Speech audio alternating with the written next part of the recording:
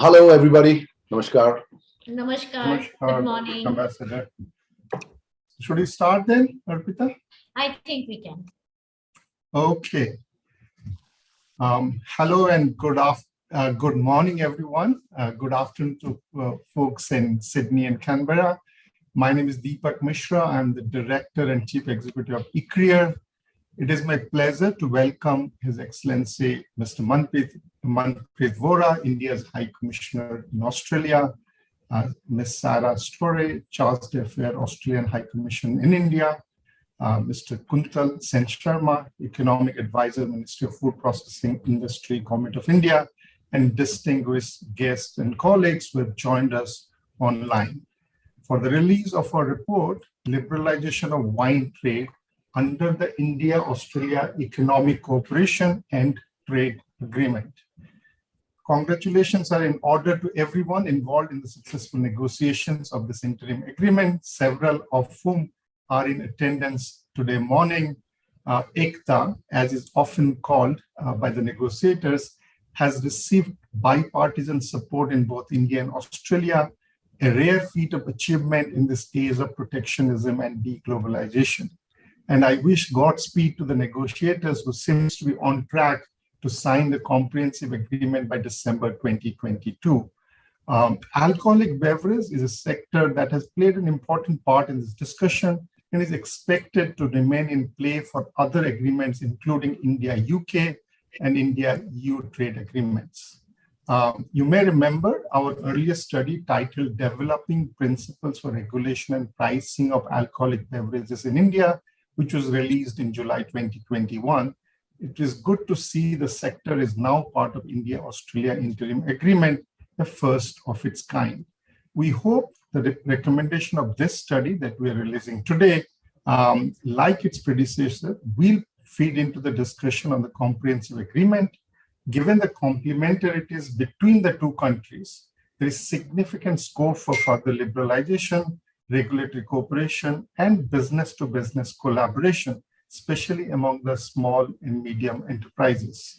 I trust that this report will foster greater dialogue and enable an exchange of information and best practices to contribute to strengthening mutually beneficial cooperation between India and Australia. I'd like to thank the policymakers in both India and Australia, as well as the trade representatives, industry representatives, and other stakeholders for the continued support for preparation of this report. And I hope ICRIER will remain engaged and continue to provide support to policymakers on trade agreement. We have a very esteemed set of speakers for today's event. While we may not have enough time to take questions and answers during the inaugural session, but continue to post your questions and comments on the chat box. And I understand our moderator for the next panel, Mr. Anil Wadhwa, will try to take on some of those questions and send it to the panelists. So thank you very much for your kind attention. And over to Eshana, my colleague, to introduce the keynote speaker, His Excellency, Mr. Manpreet Vohra. Over to you, Eshana. Thank you.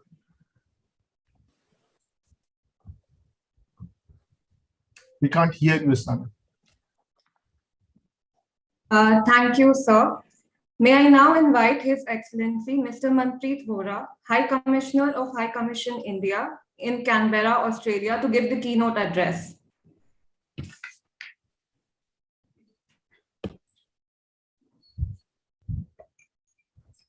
Thank you, Eshana. Good day and namaste to everybody. Delighted to see so many familiar faces. Ambassador Wadhwa, sir, good to see you again. Sarah, very good to see you. I hope India is treating you well. I'm delighted really to be a part of this virtual release today of the ICRIER report on liberalization of wine trade under the India-Australia CECA. I thank the ICRIER team led by Director and Chief Executive, Dr. Deepak Mishra, for bringing out this report. And I also compliment its authors, Dr. Arpita Mukherjee and Ms. Drishti Vishwanath, for their contribution. Of course, I dare say that the report already appears to be of some vintage, pun intended, since we have reached on the 2nd of April this year a landmark agreement in our bilateral economic relationship with Australia, with the signing of the Indus-ACTA, as it is being called. This is India's first FTA with any developed country in decades. More importantly, and for the subject we are discussing today, it is the first time that India has agreed to reduction of tariffs on wines.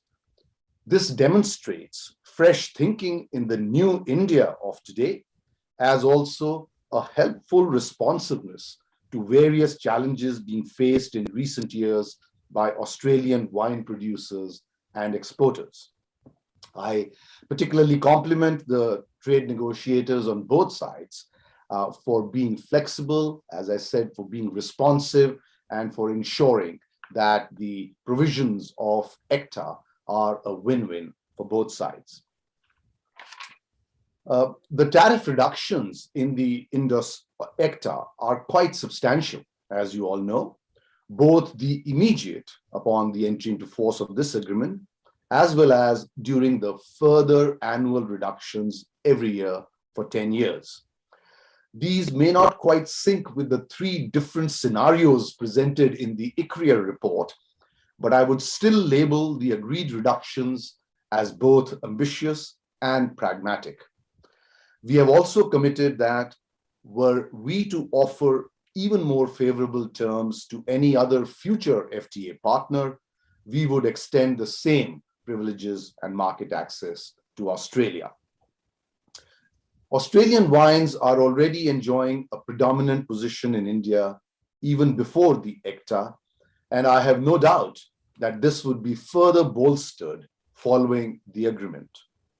When you couple this with the reality that wine consumption in India, a country of almost 1.4 billion, is only about 1% of the total market for alcoholic beverages, but growing very rapidly among the urban middle class and the youth, I feel that Australian wine producers, especially the smaller and medium players, are on a good wicket and should see exciting growth opportunities from here onwards in all categories of wine, from the cheaper to the premium varieties.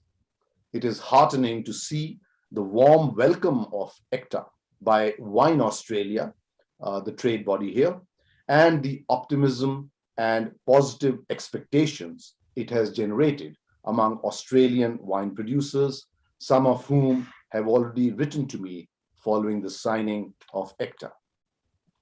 I think the optimism is borne out by facts. Those of us staying in India, and I have just spent 6 weeks in India. I got back only on Monday. It was medical reasons regarding my father that took me there. But there were some fun evenings with friends and family.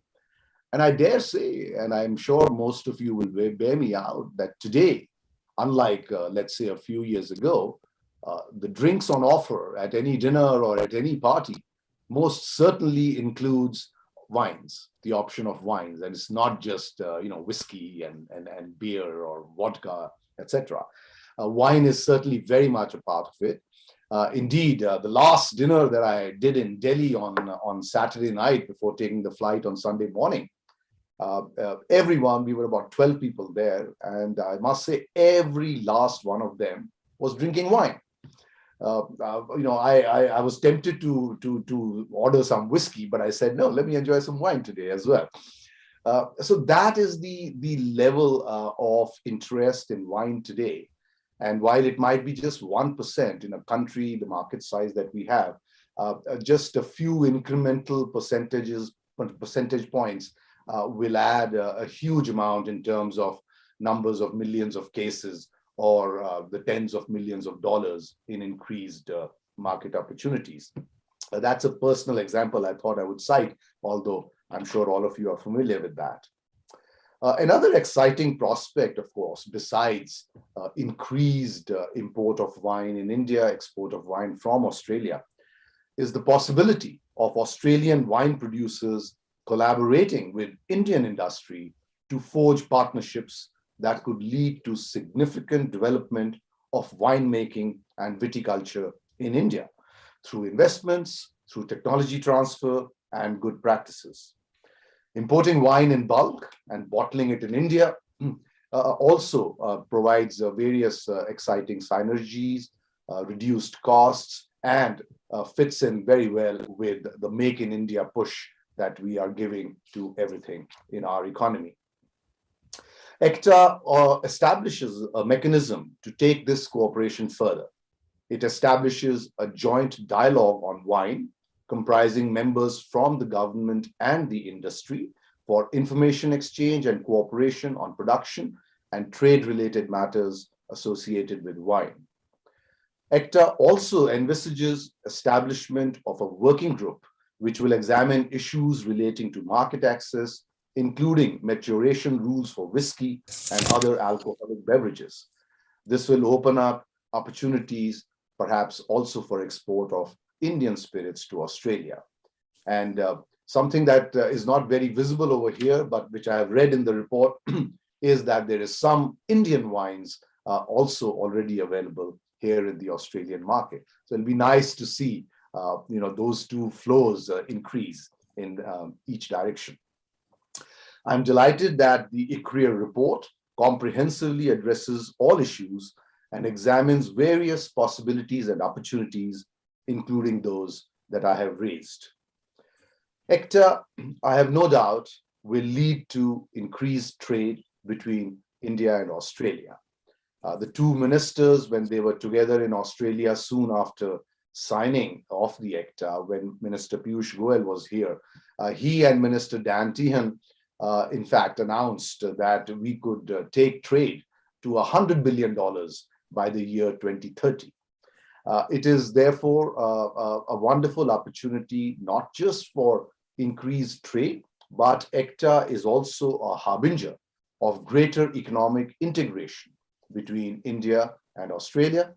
And that can only be good news for the Indian economy, for the Australian economy, for our comprehensive strategic partnership, and of course, for our entire region, the Indo-Pacific region. I would urge the Government of Australia, the Parliament of Australia, to kindly ensure an early entry into force of the ECTA so that all exporters, importers, investors on each side, and particularly the wine industry, can start utilizing the benefits that ECTA will provide. Thank you very much once again for arranging this event today. Delighted to be a part of it, and I look forward very much to the discussions hereafter. Thank you very much. Thank you, sir. I request all the panelists and the dignitaries to switch on the videos for some time. Moving ahead with the release, I now request the dignitaries to release the report.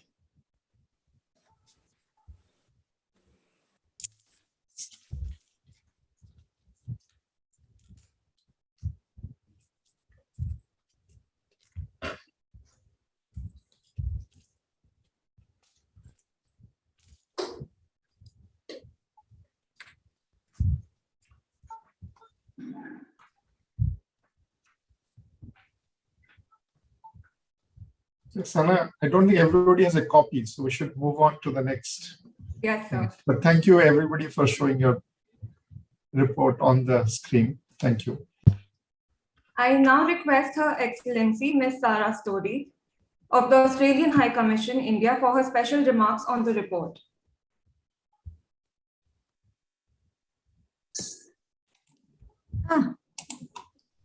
Thank you, Eshana, and namaskar. Greetings, High Commissioner Vohra, Ambassador Wadhwa, Dr. Mishra of ICRIER, and Mr. Sensarma, and to everyone in attendance today in India and Australia. Sharing a passion for wine is one of my favourite parts of my job. For that reason, I'm delighted to introduce this esteemed discussion, ICRIER's report, Liberalisation of Wine Trade under the India-Australian CECA. Congratulations to Dr. Arpita and Ms. Drishti and to Pernod Ricard for their support. Australia's democracy is as vibrant as India's, and our recent election delivered a change of government. Yet the Australia-India relationship and our work to grow and deepen it has the strong support of both sides of Australian politics. Our new government is no stranger to India. Key figures long ago met their counterparts while in opposition. And within hours of being sworn in, the Prime Minister and Foreign Minister attended the Quad in Tokyo. The Foreign Minister's first bilateral in her new capacity was with Dr. Jaishankar. Last month, the Australian Labor Party's then trade spokesperson, Madeleine King, outlined the contours of the ALP's trade policy and emphasised that a Labor government would sustain focus on India. We see no departure from our nations looking to each other to strengthen trade and economic engagement for our mutual prosperity and the security of the Indo-Pacific. Our bond is cemented by shared strategic drivers, by democratic values and strong people-to-people links. As High Commissioner Vohra has noted, in April, we signed an Economic Cooperation and Trade Agreement, or ECTA. That agreement has now been tabled in the Australian Parliament as part of our standard ratification process. It is on track for entry into force by end 2022. We hope to launch negotiations for a comprehensive economic cooperation agreement in June, or CECA, because our new government supports a comprehensive trade agreement with India and wants to build on what ECTA achieved. ICRIER's report demonstrates very well how the benefits of continued trade and liberalisation will support growth and investment in the Indian wine sector. As High Commissioner has mentioned, currently duties on Australian exports to India are 150%.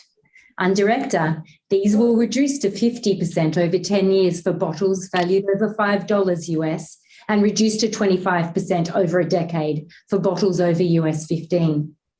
It's a good starting point, but the report outlines clearly that we can do so much better. If I leave you with one point, the report found that phased tariff reductions for Australian wine will not threaten the domestic Indian industry. Our industries can in fact grow together. Australian and Indian negotiators should aim for a more ambitious outcome under CECA negotiations. The ambitious option among the three proposed in ICRIER's report focused on lower thresholds, and that seems sensible to me. And I am reminded of the expression that while horses can be led to water, or perhaps wine, we can't make them drink. Governments can only do so much to pave the way for greater business engagement. Business must take the wheel to find and develop new opportunities, and our respective industries are doing just that. Our wine producers are innovative, but also ambitious. They are thinking with a long-term vision stretching to 2050 and beyond. To remain profitable and sustainable, the Australian wine sector has developed Vision 2050. I'm very pleased that one of the architects of this vision, Mr. Tony Battagline, is on today's panel. Hi, Tony. To meet this vision, the Australian wine industry understands the importance of partnering wine-growing industries such as India's. There is so much that can be shared through our respective learnings, challenges, and experiences. Australia has much to offer. While we might account for roughly 4% of world production, we are the 5th largest wine exporter. Our wine offering is very diverse, grown across a multitude of climates and soil types with many varietal mixes. And with this in mind, only 2 weeks ago, members of the Australian and Indian wine sectors met to discuss collaboration around sharing expertise and engaging technical and regulatory cooperation over the long term. While ECTA has not yet entered into force, already our industries are seeing the benefits beyond trade. And as the ICRIER report notes so clearly, wine consumption in India is small but growing rapidly. High Commissioner Vohra noted this as well. The partnership being driven by our wine industries will help capitalise on and accelerate this growth. Just as equally, this work will help bring Indian wines to Australia and to the global stage. As we speak, perhaps it's a little early in the day, but 11 million glasses of Australian wine are being enjoyed worldwide every day. I'm sure there's room for another 11 million, but of Indian wines. I look forward to continued cooperation in wine to the mutual benefit of both our wine industries and economies more broadly. Thank you very much. Thank you, ma'am. I now invite Mr. Kuntal Sharma, Economic Advisor, Ministry of Food Processing Industry, Government of India, to share his views. Very good morning to all present. Very good afternoon to His Excellency Mr. Manpreet Vohra, Indian High Commissioner to Australia, and Her Excellency Sarah Storey from the Australian High Commission in India. Officials of ICRIER for inviting us and be part of this. Other participants from the wine industry, I can see Ms. Neeta Kapoor. We had a discussion on this yesterday only, and other friends in Australia, both from Canberra and Adelaide. So as the High Commissioner has pointed out rightly, in a record time of 88 days, we had concluded this trade pact. So it shows the commitment of the Indian government and the Indian Trade Minister, how globalization and bilateral trade can help the development of the economy. So the wine sector was a very critical sector from the point of view of Australia also, as has been pointed out by previous panelists, that the two major sources of imports of wine into India are European Union and Australia. So these paves the way for a greater choice to the consumers.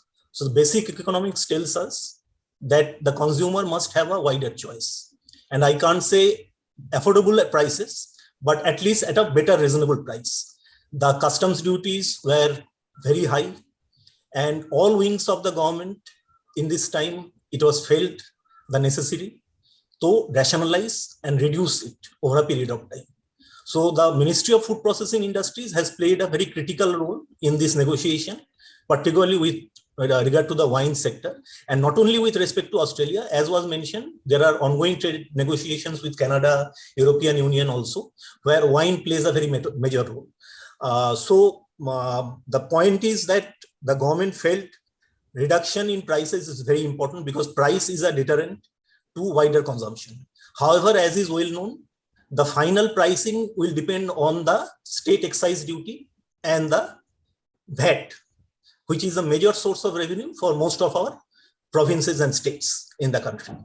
However, as has been pointed out also in the report, I was just flipping through the pages of this report by Arpita and Drishti, that the concentration of production is primarily in a few pockets.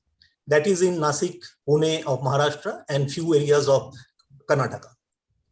Similarly, the consumption is also concentrated in a few pockets, mainly the urban centers. Almost 95% is consumption is in these 5 to 6 major metro cities and other tier 1 cities. So there is a need to widen this production base, and there is a need to widen the consumption base. So that is one thing which has activated all wings of the government to bring down the tariff. Second issue is that Ministry of Food Processing Industry primarily focuses on the perishable food products, which were also part of the trade agreement. And many cases, both the sides have benefited from the lowering of duties.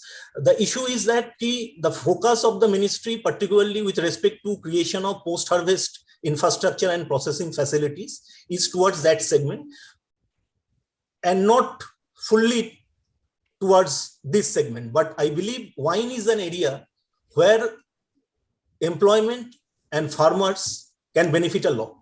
As the report has pointed out, hardly 2% of the farming community is engaged in grape farming.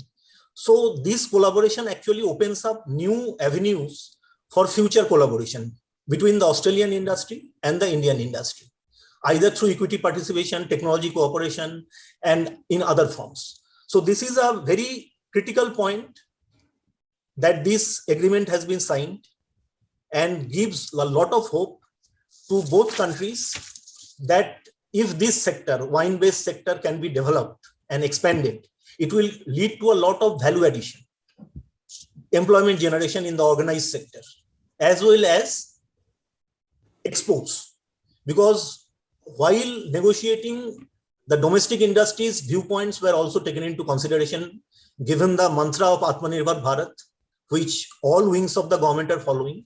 So that's why a minimum import price was also there. And both the sides have also agreed to a joint dialogue. that is also a government plus industry-led kind of a forum for future dialogues for further areas of cooperation. So I believe this agreement is very critical, and this will open up new vistas for the Indian wine industry also, and will help the consumption base to improve also. And I hope the new agreements with European Union, Canada, UK, Israel, and many other countries with whom we are negotiating currently will also further pave the way for development of this sector. So with these words, I thank you and thank ICRIER for inviting us. So I look forward to a very fruitful discussion on the subject. Thank you. Thank you, sir. I now request Dr. Mukherjee to present the key findings of the study.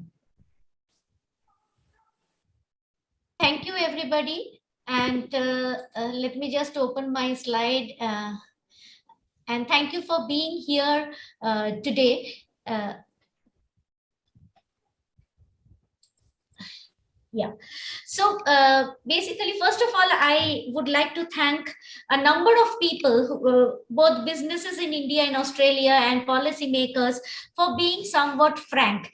And this is kind of a bit of a learning experience, because as I was doing this study, I was also, thinking about a wide range of industry and connectivity. Wine is not about wine in itself. Wine is also about the tourism industry, the hospitality industry, how these sectors, wines and spirit, contributes to advertisements and other kind of activities into a market and a country. And most important is how wine helps to link farmers to global value chains. And I think when we talk about the wine, we just talk about the wine producers on both countries, and what we looked into it is from the angle of a wider user industry and supply chain players. And I will make my presentation as a wider industry and supply chain players. So basically, we all know that global alcoholic beverage market is growing, while India within this market is growing at a very fast rate.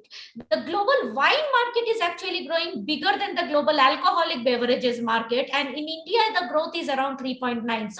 So what is happening is that the past growth shows that the Indian wine market, although very small, niche, is growing at, India is largely a whiskey market. There is a growth in wine, but that growth has been somewhat limited. However, global trade is growing at a fast pace, and wine is a sector where globally very developing countries have actually led the trade. Like if you look at Chile, Argentina, they have come up with products. So it is not only about developed countries talking about wine. It is today China, Argentina, Chile talking about wine. And then, why not India talking about wine? Why not India talking about fruit beverage? This is what the whole story lies, and how do we go into that from a trade agreement perspective. So again, to give you some numbers, that Australia today has invested in this sector, the farmers have benefited. We are also talking about doubling farmer income by this year. Their income has enhanced for farmers many-fold over the last couple of years into this kind of business, which is a value addition, which we also talk about value addition in the sector. And the way their businesses work is that around 60% of the business is export linked, and therefore if the 60% of your business is export linked, then it definitely is a core part of your trade negotiation. Focusing on India has never been looked upon as a wine market as such in the previous years, and as Ambassador rightly pointed out, wine is now becoming a part of from a high-end consumer to a middle-income consumer. So wine is now getting a popularity, and wine popularity is because of the rising disposable income, urbanization, health reasons, and all the other related to wine. Now, what we tried to do is, in this, we wanted to have a wine liberalization, which actually, being an Indian, first benefit my country and then benefits the wider industry of collaboration. So there was a thought process in this that, you know, there should not be any fear, because India is a major importer of wine, and therefore we had to ensure that, you know, that there is no distortion in the terms of trade or any other things, and where there is a growth potential that India sees as we go into the Amrit Kal. This is based on key informant interviews, and what we tried to do in this particular case, which is different from our earlier studies, why we didn't only talk to the production industry, we also talked to the user industry, and I'll give you the user industry feedback as we come across. Now, the point is like this, that, you know, this study was presented last year to policymakers of both countries. So I don't think our study is old. I think we have achieved some grounds from the study, but this study is about a comprehensive agreement, and comprehensive agreement are always, the initial agreement is a baby step towards a comprehensive agreement. So, you know, if you get certain marks in exam, parents say you can do better. So I think there is chance to do better. So as you all, those who have a copy, those who don't have a copy of the report, it talks about the sector in Australia, then it talks about the sector in India. In both the countries, the sector has certain commonalities. It has SMEs coming up into the sector. There is a government incentive, subsidies is given to the sector. Government supports trade marketing in the sector. So there are certain commonalities. Then we look at the trade. Then we look at the liberalization under a trade agreement. And then we look at the issues in the Indian market. It is for the Australian wines, because Indians have not really talked about any major issues in the Australian in wine export. When we go to the issue, you will see in the wine category, neither Australians have any problem in meeting FSSAI's quality and food safety requirements, nor Indians have talked about any issues, those who are trying to export in Australia. So one good thing in this, and is it easier to move with Australia, maybe more difficult with UK for, you know, we spirits in certain areas, that standards are not a major issue in terms of, you know, acceptability of the standard by the businesses in the two countries. If you look at the data, when you look at the data, the one biggest problem in India is that, you know, this was a part of ICRIER working paper. So I really didn't have much financial strength to look into the data or do a consumer survey on a large scale. But in Australia, those data are collected, and that data actually can be analyzed to do, you know, how much output is generated from this sector. You can do input output modeling, you can do the value addition of the sector, and that has been done. A lot of studies and data and number you find on the Australian side on the size of the sector, its contribution, its number of exporters. When you come to the Indian side, you don't see the data. So we don't have a lot of data, but we see a lot of supportive policies from the government. The Ministry of Food Processing has allowed 100% FDI. The government at the center and state gives a lot of incentive. The most recent being the PLI incentive for food processing. SMEs and startups are coming up in the sector. The interlinkages are established. If you go to Nasik, Nasik is also developing as a wine tourism sector, like in case of Australia. We do have around 200 bottles with such a small consumption base. We get around 200 bottles of wine, foreign wine into India, and we have very competent domestic wine producers like Sulas and Growers. So, you know, we have a good quality wine, and in some cases our wines are cheaper than the international wines of the same quality. So now if you move into where we stand, today we are an importer, but when you do a trade agreement, you don't look at today. You have to look at tomorrow. And when you look at tomorrow, you see that India is a very, very small exporter, but look at India's export rise from 2016, 17, 18. It is growing at 6.16%, much higher than the global actual trade growth. So there are Indian competence, and that is developing in this segment, not only in this segment, multiple segments of alcoholic beverages. Now, if you go to the whole data on our import, the interesting part is that, you know, Australia seems to be taking even the business away from the Europeans, who were the traditional wine suppliers to India. And if you look at Singapore doesn't produce wine. So, you know, the Australian wines is coming to India through different routes, different countries, and we are having a, you know, we are enjoying the kind of wine, and Australian wines are very competitively priced as well. So if you so what are our key findings? Our key finding is that there is a vision for a long-term partnership growth, and that is not only for Indian market. It is that we leverage upon your mutual strengths to go to third country market.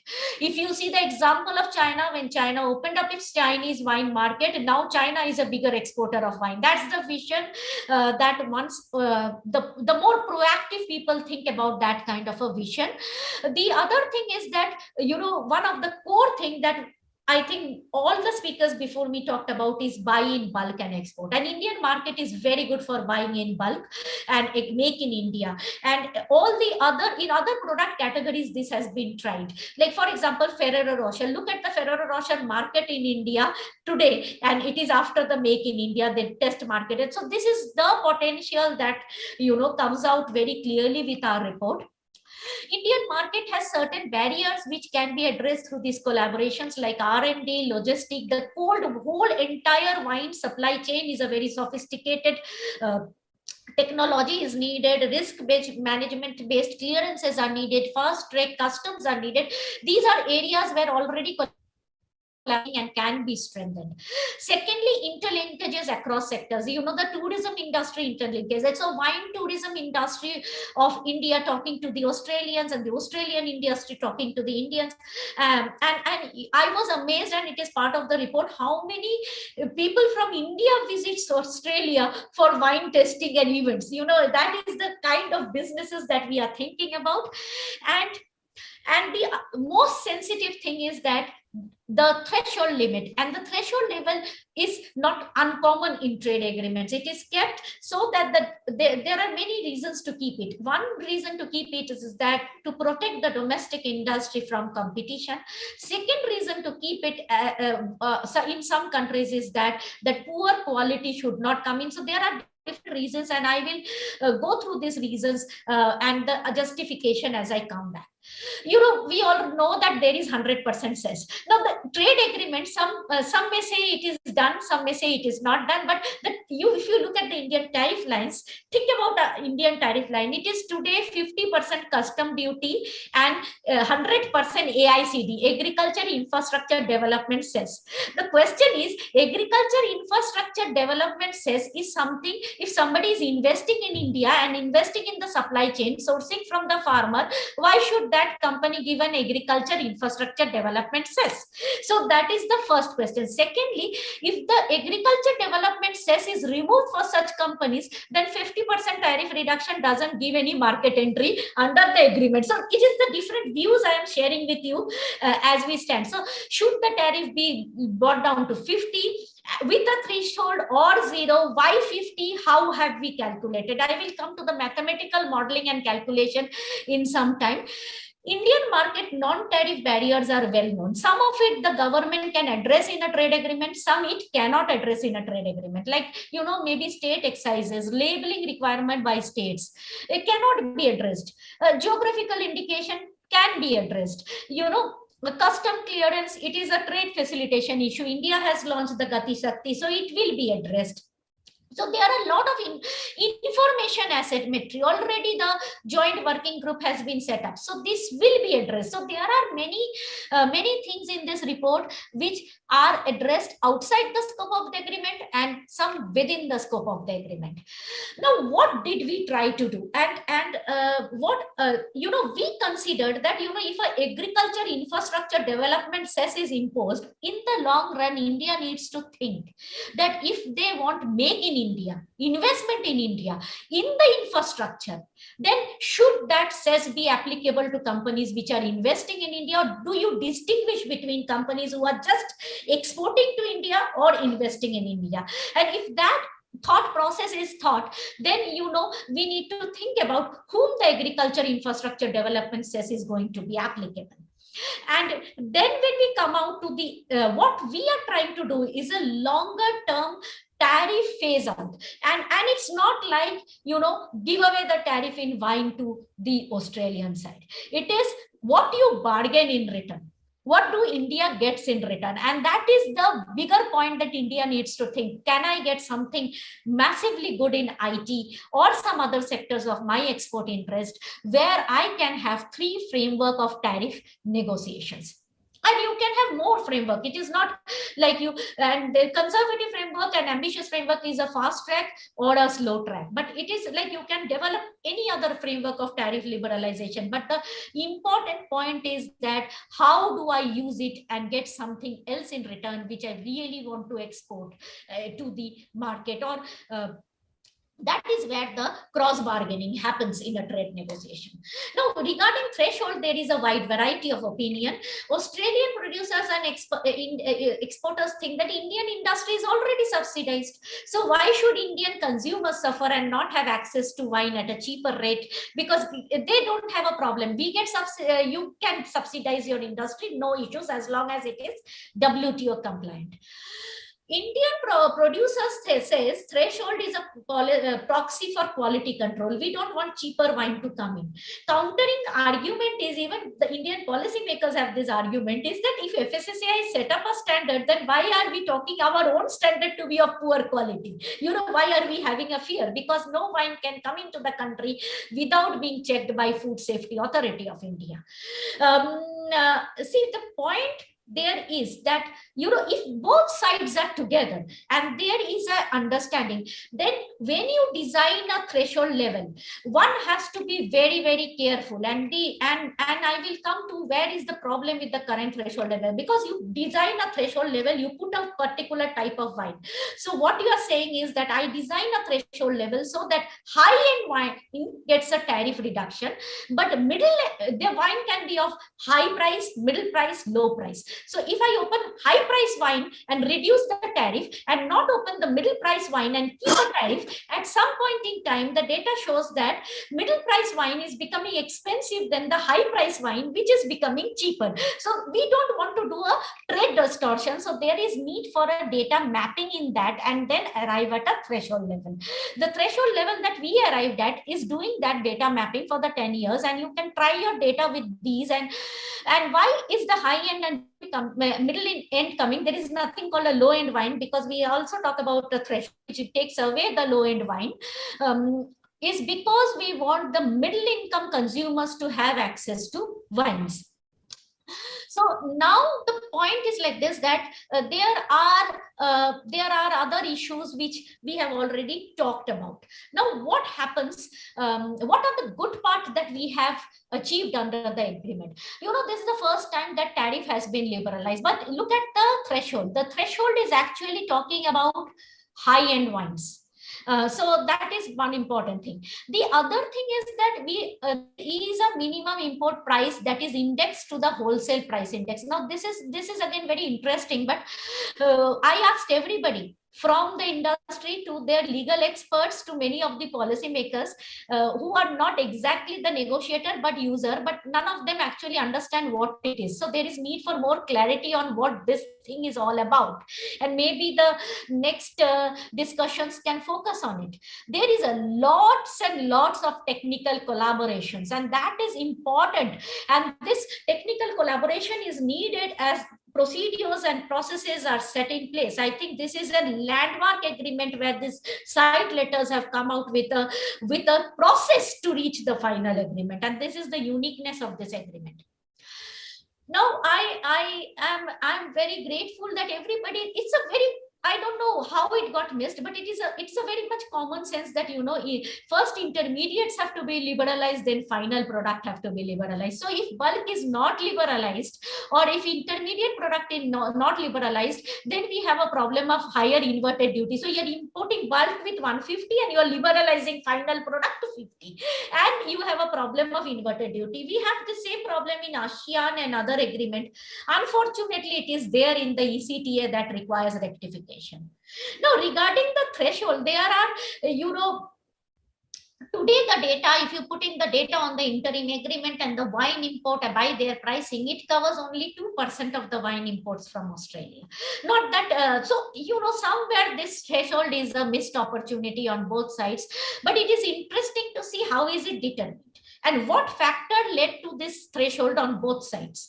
And that is something which, of course, our report was made available. We had given the threshold. How both sides arrived at the threshold is quite a mystery that needs to be resolved. Now, you know, what is happening to the Indian consumers? Indian consumers now, if you are a middle range consumer, so if you are consuming a middle range wine, you are paying a higher price at the end of the implementation of the agreement. But if you are a high-end consumer, you are benefiting. Either you change your consumption pattern, or this is completely distorting the market for a branded versus non-branded product. You think about it from a car brand perspective, that suddenly if some other brands become more cheap, easily, if BMW becomes more cheap, easily accessible than another brand, what happens? Like that, you have to think about a branding concept and how the brands react to this product. There is a lot of scope for investment in manufacturing, but when we did the survey, what we found is that in India, the prices for test marketing is so high, the product price is so high, companies are not able to test market their product, they cannot invest. Is there any possibility to reduce the tariff to 0 for the test marketing route? Like, let them 2 years test market, because we have a test marketing route, and can we align that? That is something we need to think, because otherwise, unless you test market your product, nobody is going to invest. And Australia has a lot of SMEs, so they don't have that kind of a money to invest until they really see the product. Government procurement. Now, this is a big issue of everybody doing business in India, because wine is one area where 75% of the alcoholic beverage is through the government procurement route. And even if you go to 0 excise duty and the government says we ban it, it is banned. So therefore, market access is not guaranteed until government procurement is guaranteed. Next is the market access for GI products. India is now doing a separate GI negotiation. Now, GI is going to be increasingly negotiated for products like wine and cheese. Interim agreement does not cover government procurement that much, GI that much, but I understand that the final agreement will be covering all these. So therefore, these are some of our takeaways. Rules of origin. Rule of origin is not actually a problem in this agreement. Both sides are comfortable with the rules of origin, because a lot of the products in Australia are actually made in Australia, so there is no violation of the rules of origin. Clarity on inflation-linked pricing, I have said. When we bring bulk to the table, there are 3 issues. Not only you have to have a category or a HS code for bulk, because you are liberalizing it, and actually you should bring it down to 0, because that is what is supporting Make in India. The other thing is there are definition, what type of barrel, where it is, what is the storage, how fast is the clearance, because bulk can get contaminated very easily if you do not have a cold storage facility. So, but this is an area where there is a need for collaboration. This is an area where both sides have an agreement. They may not have an agreement on the threshold level, but this is an area where both sides have an agreement.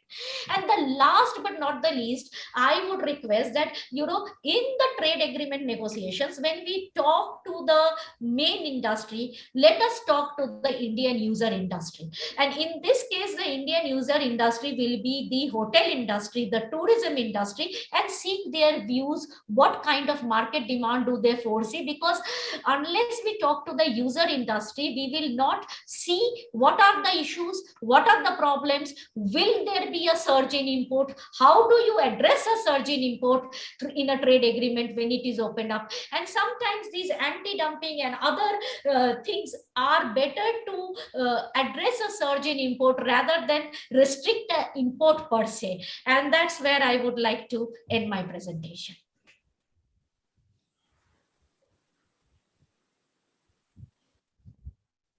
Over to you, Eshana. Yes, ma'am. Thank you. We are now coming to the end of the inaugural session, and I request Dr. Deepak Mishra to kindly present the concluding remarks. Okay, thank you very much, Arpita, for a very helpful presentation. I think we are running ahead of time, which is great. Normally, we always run late, so we'll give more time for the plenary discussion.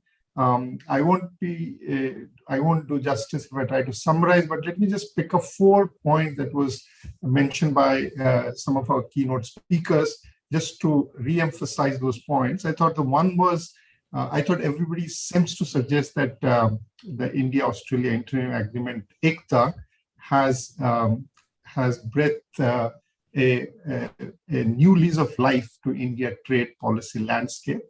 And ICRIER, whose motto is to link India to the world, we are very excited about the fact that India is actively engaging in many of those negotiations. And this is just the beginning of a very interesting integration story that's going to unveil. The second point is liberalization of wine sector is a good example of innovation, flexibility, and pragmatism of a trade negotiator. This was an area which was no-go for a very long time, but as the discussion seems to reveal that there is a win-win opportunity provided we understand the sector, we do the due diligence well, and come up with an innovative and pragmatic solution to it.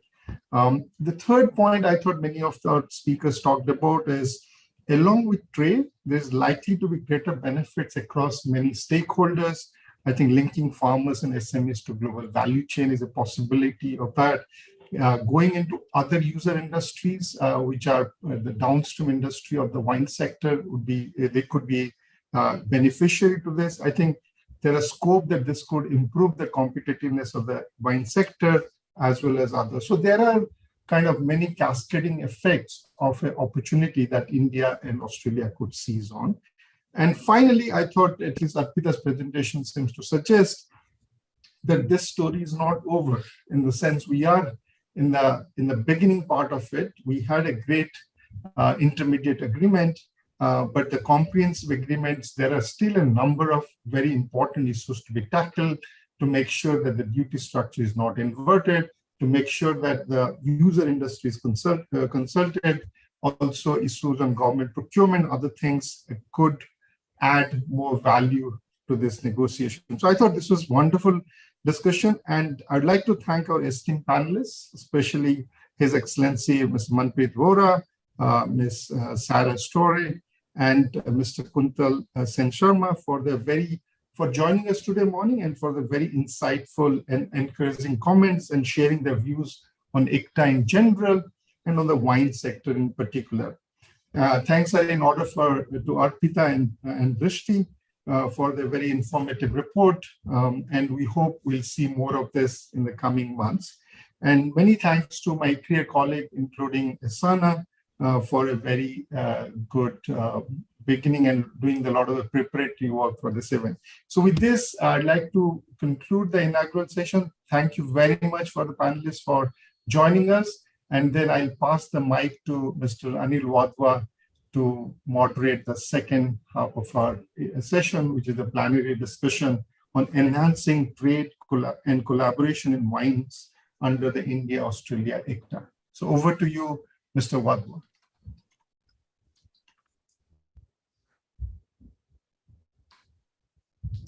Actually, I don't see him on the screen. No, actually, hi Deepak. He will be joining in a little shortly because we are a little ahead of time. So I'll just connect. Huh? He has joined. And I have to just connect to Badri. So Eshana, if you can start introducing the panelists properly. Yes, ma'am. So for today's panel discussion, we have amongst us Dr. Badri Narayan, Head Trade and Commerce of Niti Aayog, Government of India. Ms. Neeta Kapoor, CEO, International Spirits and Wines Association of India. Mr. T.S. Vishwanath, Legal Expert on Trade, Principal Advisor, APJ SLG Law Offices and Co-Founder, RV Vec Communicate LLP. Mr. Con Livisianis, Chapter Chair, Agribusiness, Australia-India Business Council. Mr. Rahul Singh, Founder and CEO, Beer Cafe and Trustee and Past President, National Restaurant Association of India. Mr. Tony Battagnan, Chief Executive Officer, Australian Grape and Wine. Hi, have you please introduce Anil Wadhwaji, and then Eshana, if you introduce Anil Wadhwaji, and then Badri will join in later, so other panelists can start with from Anilji, please. For our today's panel discussion, our moderator is Mr. Anil Wadhwa, former Ambassador and Distinguished Fellow, Vivekanand International Foundation.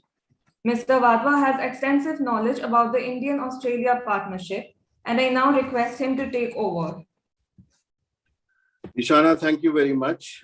I think we have had some very excellent presentations already, which have covered many of the topics that we would like to cover in this presentation. But of course, we have a very distinguished panel today to talk about this particular report and on the topic of liberalization of wine trade under the India-Australia CECA. So we have Dr. Badri Narayan Gopal Krishnan, who's Head of Trade and Commerce in Niti Aayog, Government of India. We also have Ms. Neeta Kapoor, CEO of International Spirits and Wines Association of India. Mr. T.S. Vishwanath, legal expert on trade. He's the principal advisor, APJ SLG Law Offices, and co-founder, RV Communicate LLP. We also have Mr. Con Levisianis, who is the chapter chair for Agribusiness, Australia-India Business Council. Mr. Rahul Singh, founder and CEO of Beer Cafe and trustee and past president, National Restaurant Association of India. And finally, Mr. Tony Battaglini, Chief Executive Officer, Australian Grape and Wine. So amongst the topics that we touched today were the exact duty structure, which was outlined by Sarah Storey in her presentation, in her remarks, and a number of points that the speakers should keep in mind as we ask you for your views on certain questions. First of all, the question about will the Australia-India ECTA scale and grow up the wine industry and benefit the grape farmers in our country, in India? Will it be fair to expect that this rationalization of duty on wines will lead to more investments in India in this sector and vice versa, from India to Australia? Partly, I think the issue which was about price reductions was touched upon, but I think the speakers should also talk about that a little bit, given that there could be bulk imports into India, which is a possibility. The next question is, given that wine has a market of just 1%, I believe, amongst the alcoholic beverages in India, will that lead to more investments in the wine industry in India in the near term? And then what should be done about it? Also, will the ECTA, with a strengthening bilateral cooperation in wines, including customs procedures, regulatory requirements, certification and testing procedures, lead to more exports of Australian wines into India and vice versa? Then we have the joint dialogue on wine, which has been set up now for information exchange between India and Australia. And that will take place at least once in a year. So how will this help both sides, and what should be discussed in this joint dialogue? Finally, some very important issues were touched upon by Arpita when she was presenting the report. And there are issues like GI products and intermediates, and also thresholds, etc., which she referred to, which the participants could also address. So what I will do is I will ask you a few questions, and then we will open up the discussion to question and answers and comments from participants, etc. So first of all, let me ask Dr. Badri Narayan the question whether India has been engaging, that India has been engaging with Australia in trade in multiple forums, and that is, of course, bilateral trade agreements and in the Indo-Pacific. But in your opinion, what are the likely benefits that we will get, generally speaking, from trade liberalization for the businesses in both the countries? And related question is, for the first time, we have alcoholic beverages and wines, which have been included in India's trade agreement of this nature, which is the interim agreement now with Australia. And what are your views and thoughts on this agreement? Anil sir, Badri was called into a meeting. He is joining in. He has some problem with his computer. So if you go ahead with the other speakers, he is joining in. Okay, sorry, because I'm joining this meeting from Wayanad in Kerala, so I can't see him on the screen. I So think presume Badri has already joined in. If you just have to give it few minutes and you can then repeat your question. Badri, are you there? Yeah. Hi, Yes. yeah, sorry Yes. for the delay. Mr. Yes, Badri, Anil sir, you have to repeat your questions, please. I will do that. I will do that. So, Mr. Badri Narayan, I just repeat the questions for you. The question was that India has been engaging with Australia in trade in multiple forums like bilateral trade agreements and the Indo-Pacific. And in your opinion, if you're speaking generally, what are the likely benefits from trade liberalization for the businesses in both the countries? A related question to that was, for the first time, you have alcoholic beverages and wines, which have been included in any major trade agreement that India has signed with any country, which is the interim agreement with Australia. And of course, we are negotiating the final agreement as well going forward. So what are your views and thoughts on this agreement? Thank you very much, Ambassador, and I apologize for the delay in joining. It was in another meeting that took longer time. So it's an absolute pleasure to be in this panel, and I'm happy to discuss some of the points on India-Australia trade and in wine in particular. And thanks for these questions. On the benefits of trade liberalization on both sides, I think in many ways this ACTA is one of the deepest trade agreements that India has ever signed. Previously UAE free trade agreement was quite deep, and this is in many ways even deeper than that. So I think there are several things, and there's a lot of win-win kind of situation here. First is the complete preferential market access that Australia has provided to India, right? In all the tariff lines, 100% of the tariff lines. That's a great achievement of this ACTA from India's point of view. Secondly,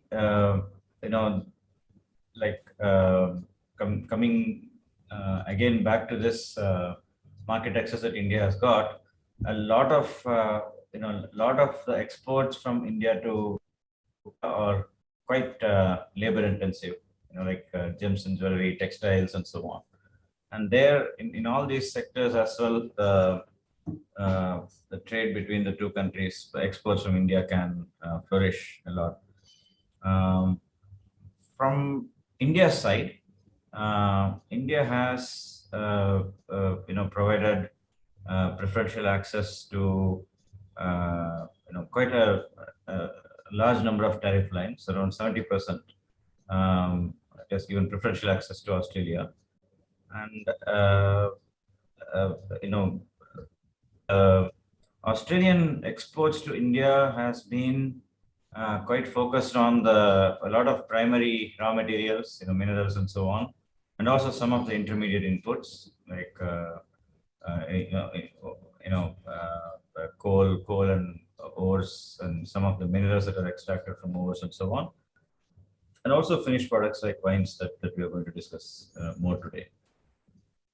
And it's not only in terms of goods, but also in terms of services, movement of people.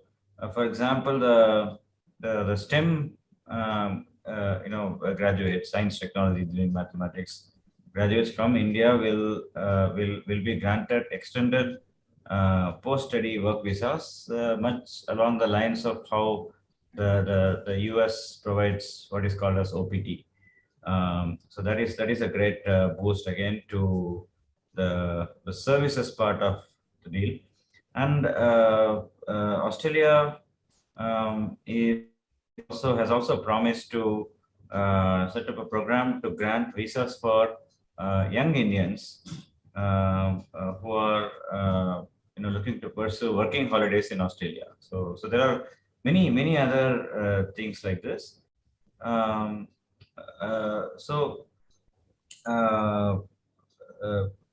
the bilateral trade in goods and services between the two countries can move up to in the range of $50 billion in the next few years.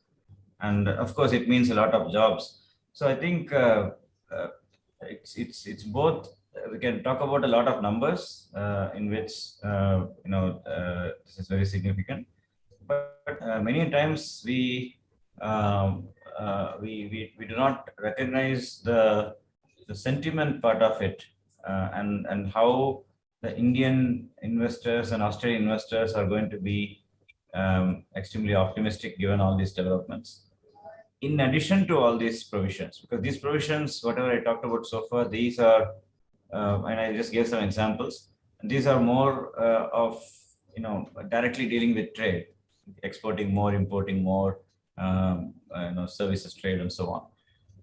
However, the very fact that this is more of a signaling thing also for the market. So the Indian and Australian investors and industry people also would engage more with each other, and that can lead to much more positive interactions between the two countries.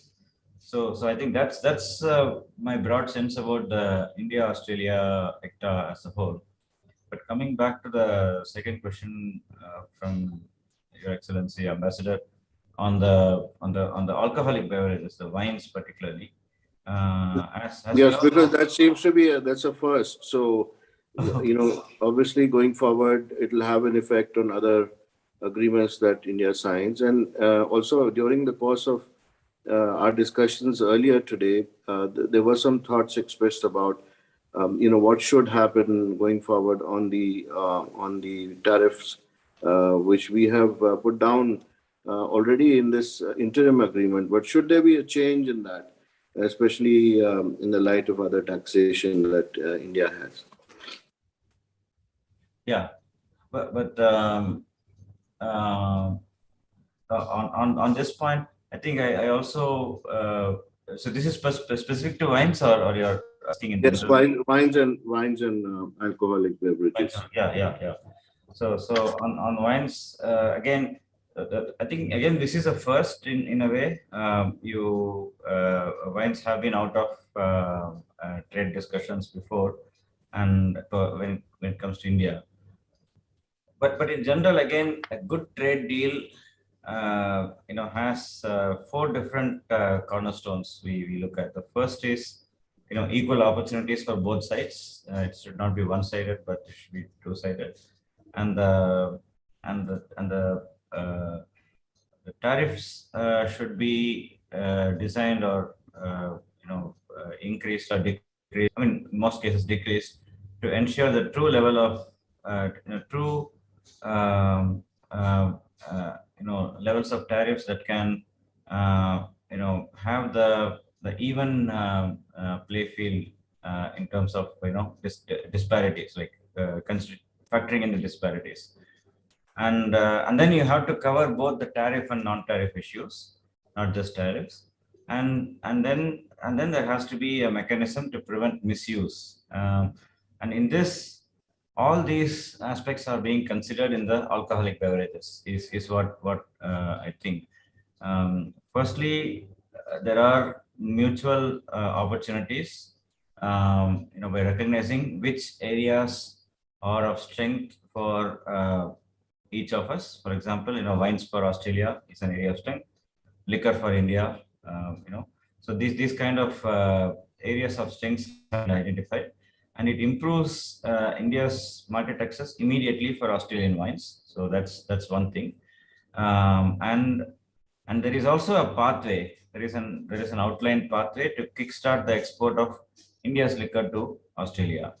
So that is the first aspect here. The second aspect is the tariff reduction has also been there is a phasing.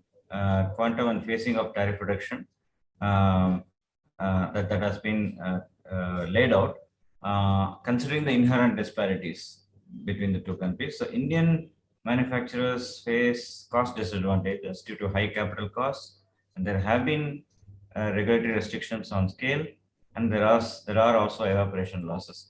So I think some of this also relate to the point that you mentioned, Your Excellency, on the tax related aspects. And yes, they have to be rationalized. We have to think about them.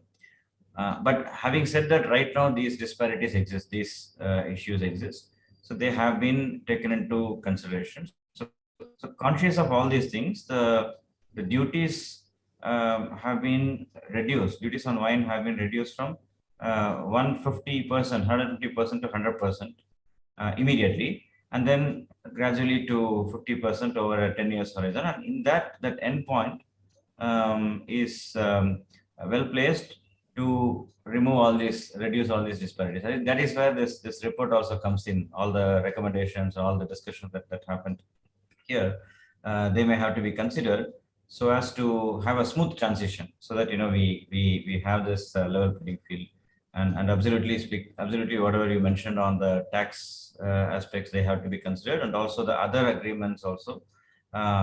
This can become like a starting point for our other free trade agreements that we are talking to, and typically the tradition or the convention is that once you sign an agreement, that becomes a template for other agreements. Both, when I was a researcher before working on trade policy, that is how I used to design a study on FTA, like what was the best offer by this country, one country, and the best offer by the other country, and then take that as given, and then do the analysis. That's what we used to do. And it's also the same in the actual negotiations. So once we have made these commitments here, this also becomes like a benchmark for the other agreements going forward. And I think also there is also checks and balances within this agreement. As I talked about the need to prevent misuse of free trade. So that is basically for example, the minimum import price of $5 per 750 ml. So that's a new concept that has been introduced. So that way we can ensure that unreasonably cheap products are not pushed through this route. So I think these are some aspects I wanted to develop on here. I hope I answered the question to some extent, and maybe I can add more points as we go forward. Thank you. Yes, thank you. I'll get back to you with another question later. Let me do the rounds first, and I'll now turn next to Ms. Neeta Kapoor. With the question, your question is, what is the industry's view on the India-Australia interim agreement, and what does the industry expect from the comprehensive agreement going forward? Yeah, thank you, Anilji, and thank you, ICRIER, for inviting me to be a part of the panel. I'm going to be an optimistic messenger, so please don't shoot me. I'll try and give you the perspective from a business point of view, and then, of course, also layer it with what is important and what is required for this sector as a proud Indian. So I'm going to be kind of layering my perspective, and therefore, please don't shoot me. First and foremost, let's look at the facts. It took India 25 years to reach a turnover of 1,000 crores. Yeah. And India would like to now look at 5,000 crores in the next 5 years. India is also talking about creating differentiated products, albeit in the fruit area, fruit growing regions that Kuntalji earlier talked about, right? Now, to be able to reach 5,000 crores in the next 5 years, to be able to create differentiated products, to be able to look at scale, process, best practices, international standards. You cannot achieve this. My country can't achieve this without collaboration and partnerships. And that is very well understood. And everybody spoke about it. But it takes two to be able to deliver on a market creation exercise. See, wine is a comprehensively market creation exercise vis-a-vis spirits, which has a certain legacy with it. And that legacy goes back to pre-independence. So there you cannot compare wines with brown spirits, right? That's like comparing apples and oranges. And therefore, the concerns of spirits cannot be applied to the wine sector, because this is a fundamentally market creation exercise. I need more players. I need more collaboration, right? I need to make it operationally cost effective for my partner. In this case, in the ECTA case, we are talking about Australia. Now, with whatever information is available of ECTA, right? And please, again, don't shoot me and don't get me wrong.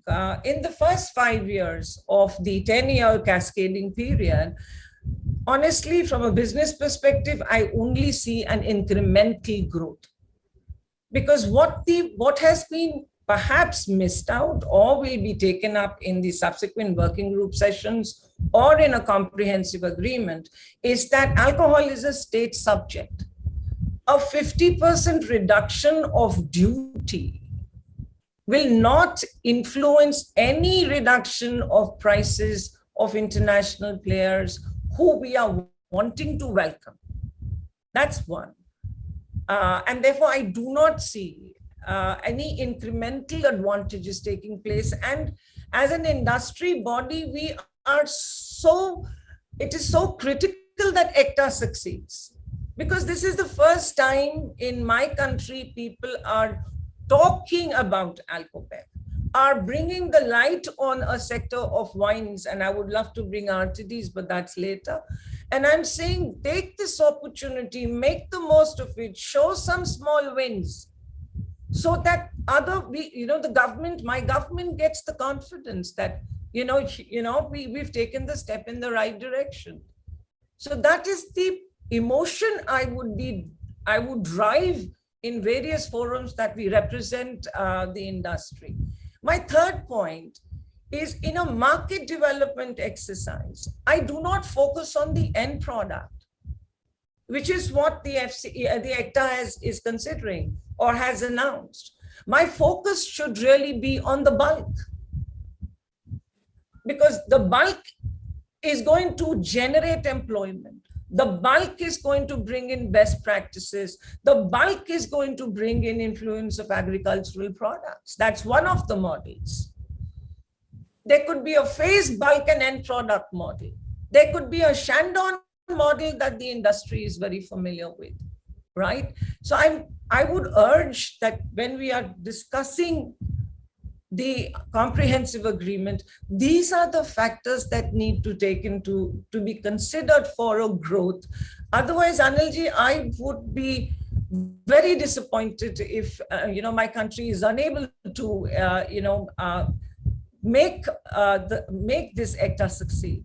So I leave it at this, and then I'll come back to you again. But the fundamental point is, a market development exercise is very different from a market building exercise. Spirits is a different sector altogether. You can't carry the old mindsets here. They won't work. Thank you. Thank you. I'll get back to you with some issues which industry faces a little later. But for the time being, I want to turn to Mr. T.S. Vishwanath. So, Mr. Vishwanath, you are a legal expert working on trade and domestic policy.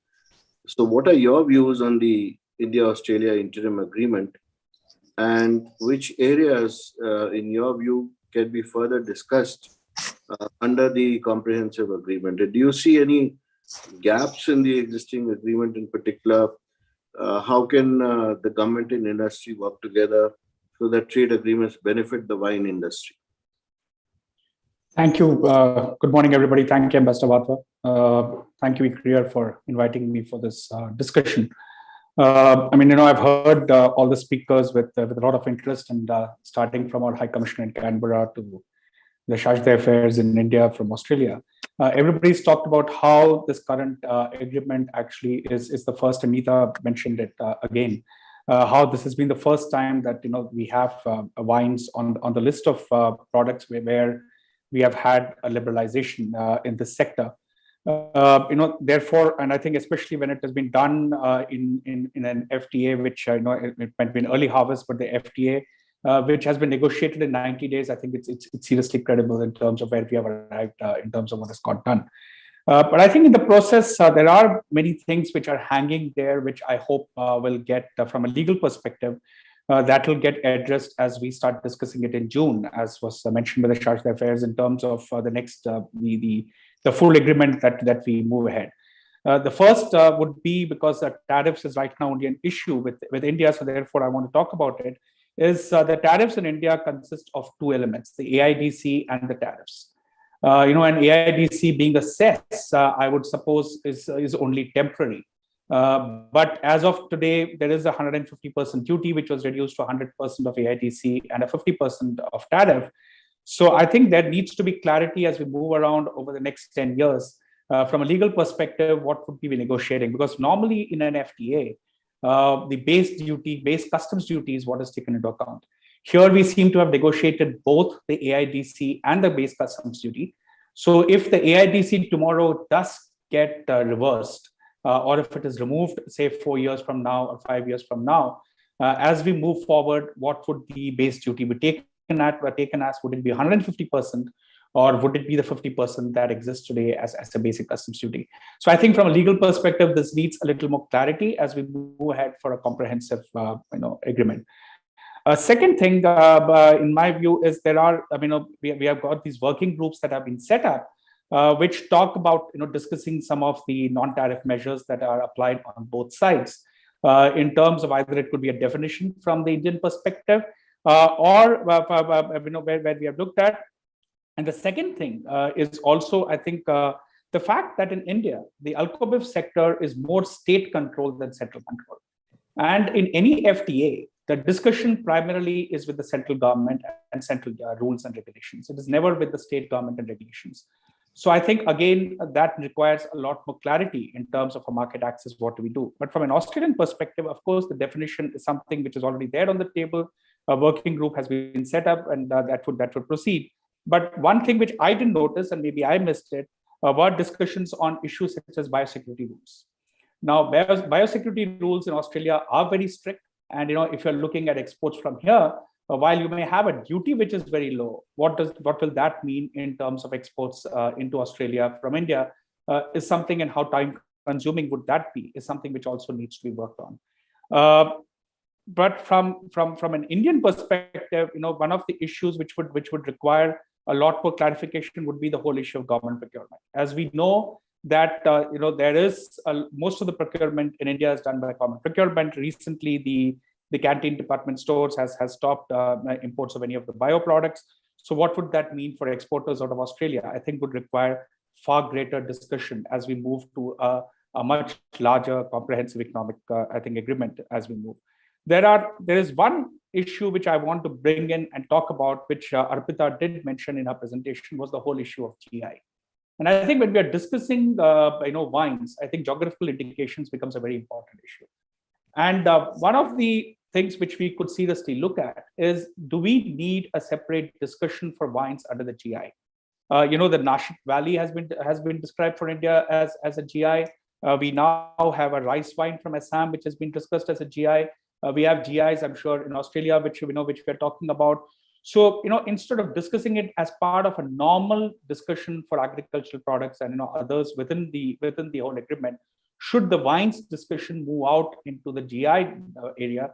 We have wines in India like what is produced in Madhya Pradesh, or which comes from other areas also, which can get the GI tag soon.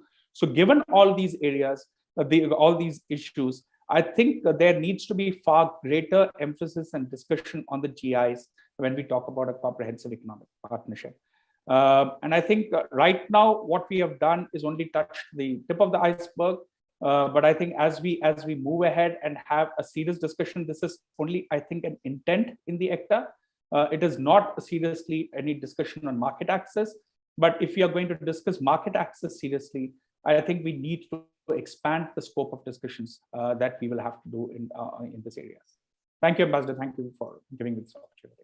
Thank you very much. I think those are extremely important points that you raised.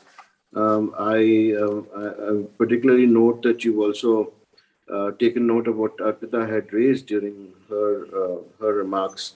And it's clear that we need much more discussion to bring about clarity going forward. But I'll come back to you with a supplementary question later. Let me turn to Mr. Con Livisianis now with the question that from the Australian business perspective, how important is India as a market for wines?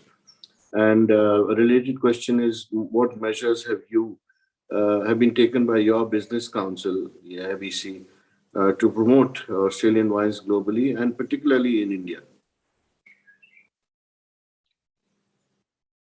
Namaste. Good morning and good afternoon. Good morning.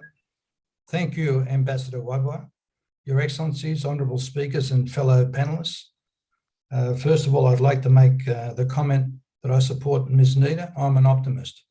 I believe that we're looking at equal opportunity and we're looking at long-term views, and we've got to start from somewhere. But I'll make this broad comment. India is too big to ignore. After China imposed tariffs of 116% to 218%, the Australia-India Business Council saw the wine export opportunity to India as a must. With the equivalent of 1.4 billion people, an English-speaking business community, a British-based government and legal system, a democratic country with a rising middle class of 300 million, it is now the most important market for Australia. Even though the tariffs are still high under ECTA at 75% to 100%, it will reduce, as everyone has indicated, to 25% to 50% over the next 10 years. So it's best to commence the long-term plans and strategies now and talk to the Australia-India Business Council on its new commercial arm, the Australia-India Business Enterprise, about facilitating business-to-business opportunities with our recommended contacts in India. I use two words when I talk with our people, and that is trust and patience. One of the key issues for businesses in Australia is to understand that it will take time and there will have to be two-way trust and you'll have to be patient. On your second question, AIB's Australia-India Business Council promotes bilateral business-to-business trade between Australia and India in all products and services. It's not only just in wine, obviously. We do it in all products and services. It has been doing this for 36 years. We received inquiries before the huge increase in tariffs by China on bottled and bulk wines, Australian bulk wines. However, it was, and as everyone indicated, the large 150% India tariff that turned off the Australian exporter. It made exporting to India unprofitable. This has now changed, and we have already received in the last week inquiries out of the states of Victoria and South Australia. We expect more to approach the Australia-India Business Council after our webinars on ECTA in the next month. That's my response. Thank you. Thank you very much. Thank you.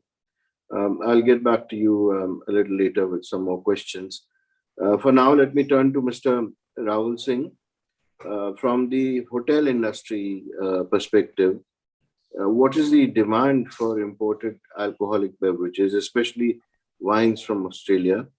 And in your view, how can India develop as an alcoholic beverages manufacturing hub? Again, with specific reference to wines, if you can answer that question, please. Good morning. Can you hear me, Anilji? We can hear you very well. Super. Okay. Good morning, everyone. Thank you to all the panelists, and really looking forward to this panel. Thank you, ICRIER, for putting this together. From the hotel and restaurant sector point of view, obviously wines are very important one, not just alcoholic beverages, but wine especially, because that's something that's consumed a lot in the sector on the hospitality side. But just to start the context, where does alcohol beverage fit into the hotel or the restaurant industry?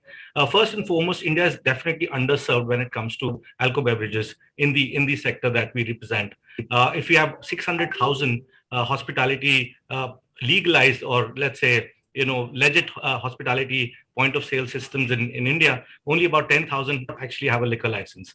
So it's really, really underserved. Just looking at Delhi, where we are, Delhi has only 800 liquor licenses in a hotel or a restaurant for a population of 25 million, which we all know that Australia's population is also 25 million. And obviously Delhi is far more cramped. It's only 1,485 square kilometers compared to Australia's 7.7 million square kilometers. So you have 25 million people living in Delhi and only 800 point of sales to serve an alcohol beverage. So it's definitely underserved. A lot of people obviously consume at home and cars maybe, but when it comes to our industry, it's definitely underserved. So one of the advocacies we talk about is to actually bring that to fore. The Delhi government in particular has done a really good policy in November, where they have opened up beer and wine, especially for smaller outlets.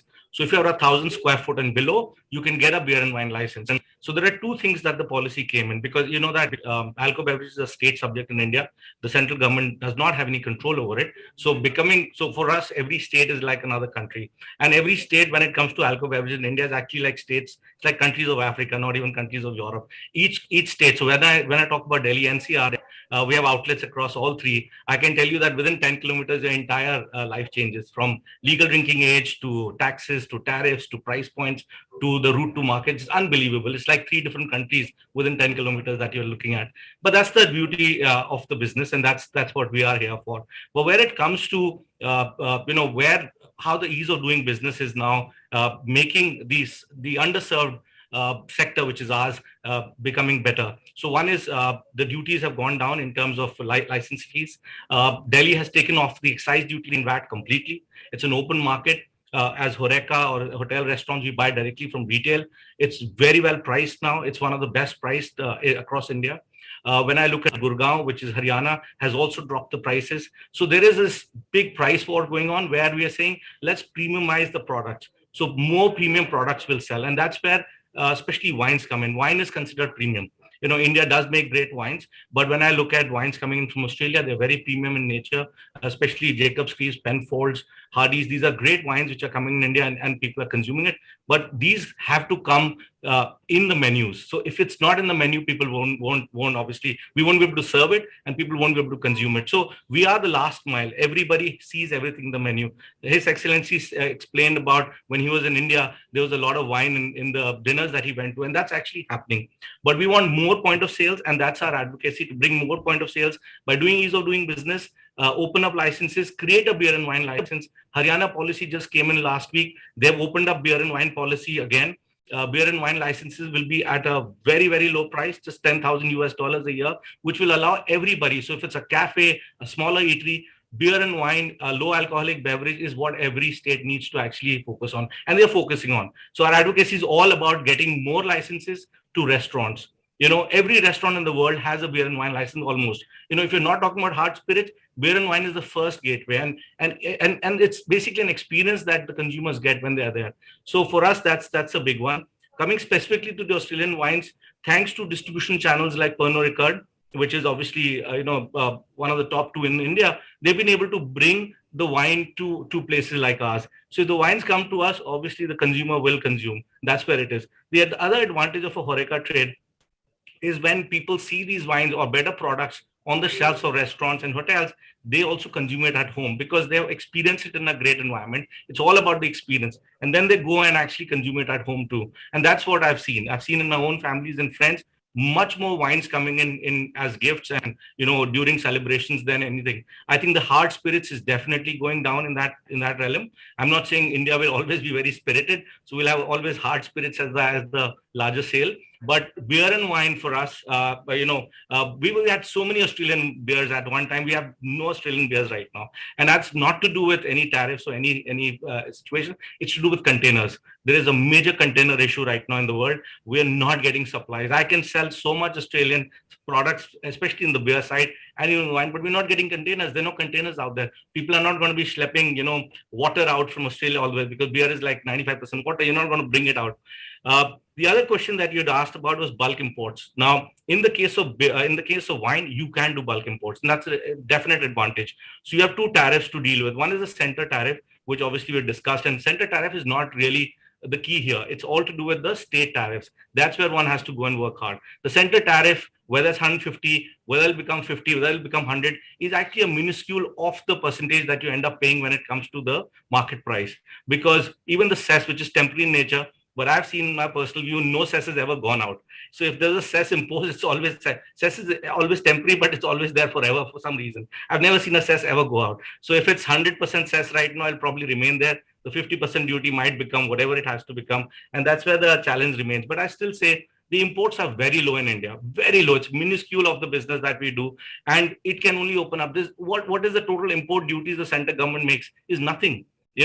I think, the amount of dollar exchange for sugar from Brazil is more than the entire alcoholic beverages that comes to India. We export 10 times more beef to Vietnam than the entire amount of, alcoholic beverage that comes to India. So India is unique for that reason. So I think, from the center perspective, they're doing their bit by, creating low tariff barriers or actually allowing governments to work together. But I think it's the states we need to work upon. And each state is a different country here when it comes to alcohol. And that's what our aim is. Together we can do this. We go with one state, make a best practice, and then kind of, copy paste it to the other state. That's what I do for a living. So I'm almost engaged the entire day in, working with state governments.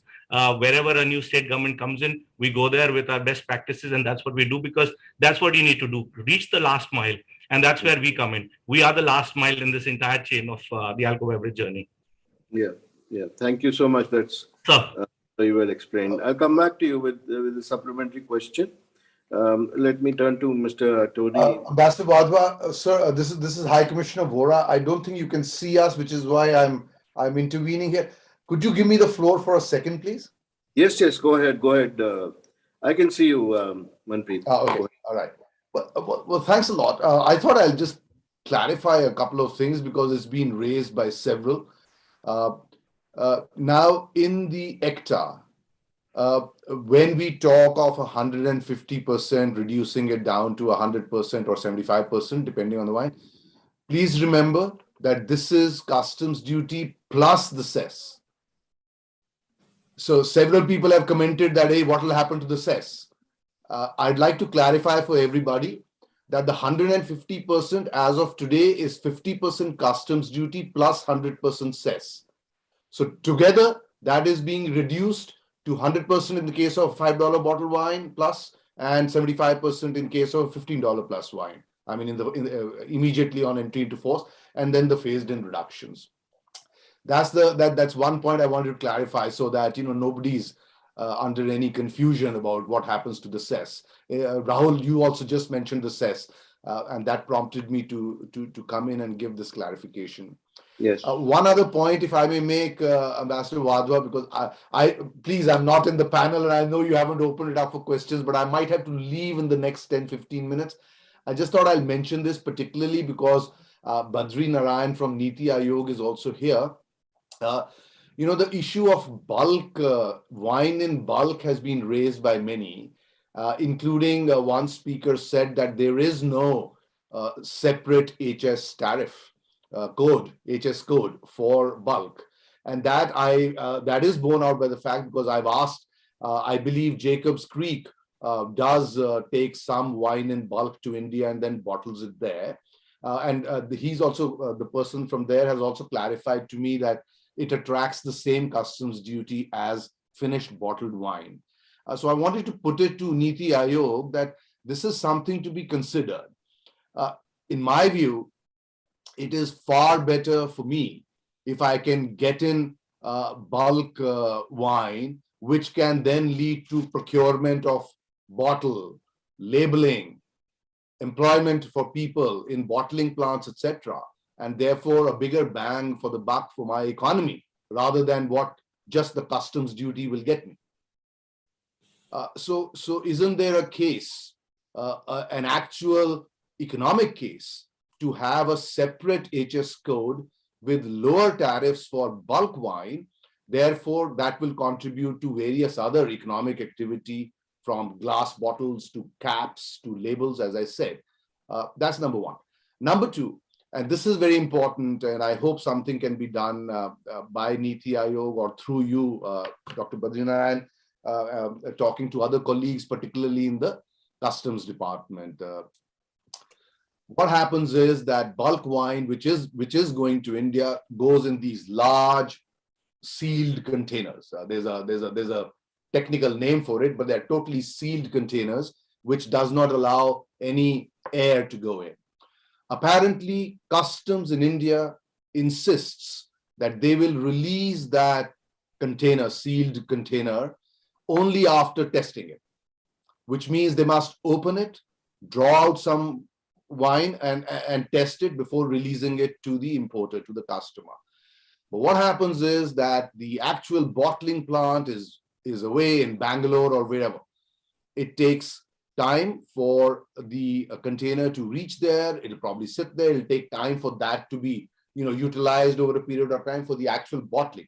But once that container is opened, it completely deteriorates very, very rapidly.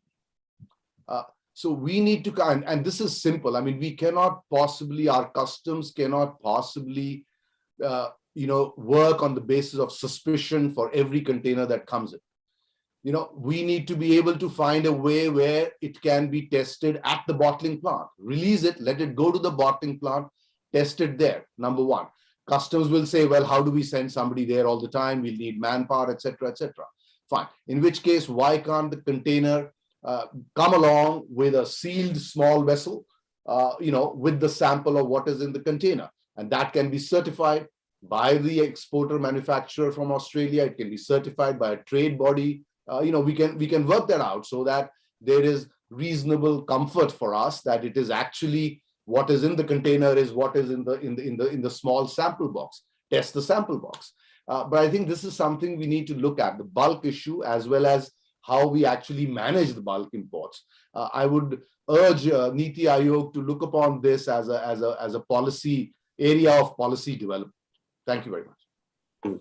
Thank you very much. I think those are very important clarifications, Manpreet, and especially the first one which you clarified, because indeed there was some confusion there, but now there's clarity. And yes, the question of bulk imports again, some ways have to be found so that bringing it in containers becomes practical. But would you like Mr. Badrinaran to come in here, or can I? Sure, Ambassador. I'll probably briefly respond to this. First of all, I'd like to thank Your Excellency, High Commissioner Mr. Manpreet Vohra for these suggestions. We'll definitely take them into consideration. In principle, I completely agree with you. We have to consider whenever we think of imports, we have to consider the potential of employment generation coming from it, which you rightly pointed out in terms of bottling and others. So it's important to discriminate between the categories of imports that lead to a lot of downstream employment and downstream production value addition, and imports that may directly be consumed by the consumer products, the final products, and in some ways intermediate products. So I think that's a great point you raised, and we'll definitely consider that, how to think about coming up with a new tariff line for the bulk wines. And the second point you mentioned about the sealed container, I think it's an absolutely important point you raised, and I think, of course, this is a perfect example, but in general, we have to have greater trust and greater efficiency and appropriate methods to do this kind of testing without spoiling the whole consignment. And maybe this is an area of work, like you mentioned, some aspects can be considered for now, but also in the longer term, some kind of mutual recognition agreement can be thought of in this area, which is probably one of the things we will think about in the next phase of ECTA, the comprehensive part of it. So thanks once again for your points, and these are all well taken, and we'll try our best to come up with solutions and further thought process. Thank you. Thanks a lot. I saw Anita was raising her hand, but if it's specifically on this point, then otherwise I'll have to give the floor to Tony because he's been waiting patiently. Tony, just a minute, because since I have Ambassador and Badriji on the panel, whilst looking at minimum threshold pricing, please consider impact of state duties and state excise, because what's happening is that the thresholds are being decided based on, without this information, if I'm not mistaken. So a threshold level today of less than $5 is commercially unviable, because once it reaches the state, the range of duties that is levied by the state comes from 30% to 100% to 200%. So something that is costing you 300 rupees, let's say hypothetically at a CIF, by the time it reaches the state is actually 1,200, 1,400, 1,500 rupees.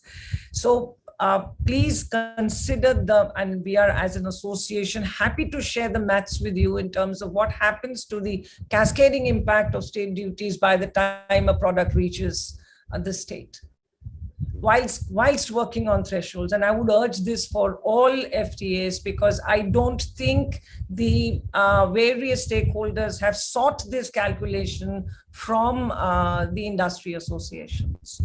So that was the only thing. Thank you. And thank you so much, Tony. I know I took your time, but thank you. Thank you. Thank you. I'm sure, both High Commissioner, it would be good if you could, send it on to the High Commission and also to the Niti Aayog in writing so that they have these points before them. Okay, let me move on to Mr. Tony Batakmene. My question to you is, what are the opportunities that you see for Australian wines in India, and what are the challenges that you see in this market? And a related question is, what are the areas of collaboration between India and Australia? How can the governments of both countries facilitate these collaborations?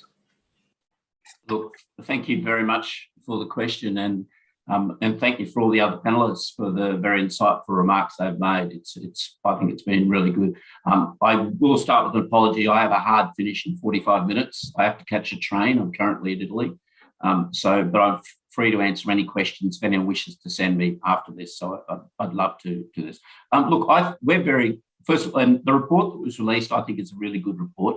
And I think one of the most heartening things about that report, it's identified the fact that there are more opportunities than the current agreement currently has. And I think that's very exciting. So we're very excited about the opportunity both for Australian exporters, where we are now. So it's a very small market, India, for us. We export to 107 markets around the world. So we understand different markets. Many of those are non-traditional producers. India's got a much longer tradition of producing wine than many, and many are non-alcohol producers. So I guess what we can do is share some of those experiences as we go forward. I'm very excited about the collaboration opportunities we have. If I can give you a couple of examples from what happened in China. China grew from a very small $25 million market to a $1.2 billion market in 10 years. It did this following the FTA. It wasn't just about tariff reduction. It was about the fact that we engaged in a lot of collaboration. So we've got a big Chinese diaspora in Australia, and indeed we have a big Indian diaspora. We, at the end, when our market was closed for political reasons last year, we had about 1,000 producers who had close cultural ties with China, who built businesses in exporting from Australia, and then they had comparative businesses in China. So they exported, and then they built up infrastructure to import into China. And that's the sort of thing we can see can happen in India. We will build up a lot of traders. They won't necessarily have to own vines or own grapes, but they will be able to export, and they'll use your connections and build up infrastructure and investment within India. And that's it. That works for both Australia and India. And we see real opportunities on that investment side. That will attract more investment into both countries, which is a good thing. Currently, Anita's point is absolutely accurate. The state tax situation means it's difficult to attract investment. I think this free trade agreement will help us attract that. And if there's further liberalisation under the comprehensive agreement, and particularly in that bulk area, then that will also lead to further investment. That's another issue that's happened within China. the bulk market is still open. We're now seeing companies, particularly those Chinese-owned companies, investing in bottling lines and plants within China, and they are now starting to export bulk wine into China when all the on-processing is happening. It didn't go quickly at first because the quality control was more difficult in China. It doesn't have the reputation for quality control or the food safety agency that you have in India. So there was a lack of trust in the systems. One of the benefits Australia has is we've got a very strong export regulatory system for wine. It's separate to other products. And this goes back to the High Commissioner's point, is that if we can get agreements between both our export agency and your import agency, you don't have to test in market. It can be tested in Australia. Every product is tested in Australia before it leaves to ensure it's compliant. So there's the opportunity to simplify those arrangements. So that's another real opportunity we have. So we don't expect India to go rapidly, but what we're in for the long haul. So on the technical cooperation side, we're already talking with our counterparts, some are on this call, to talk about how we can share some of our expertise. We've got one of the best wine research institutes. It doesn't just deal with wine, it deals with fermented products. There are a lot of potential for fermented fruit products in India that we could bring this research arm to bear on with collaboration. So we see some of the technical collaborations incredibly important, and we've done this around the world. The other point I think that was made really strongly in the report was that we're not a threat to the Indian industry, we're an opportunity. So the Indian producers, we will grow the category. We want to grow the category for both Indian producers and Australian producers, and having that extra interest in the market and extra investment in the market will do that. So I think that this is going to be of mutual benefit. And I'm very excited to see where we'll go in the future.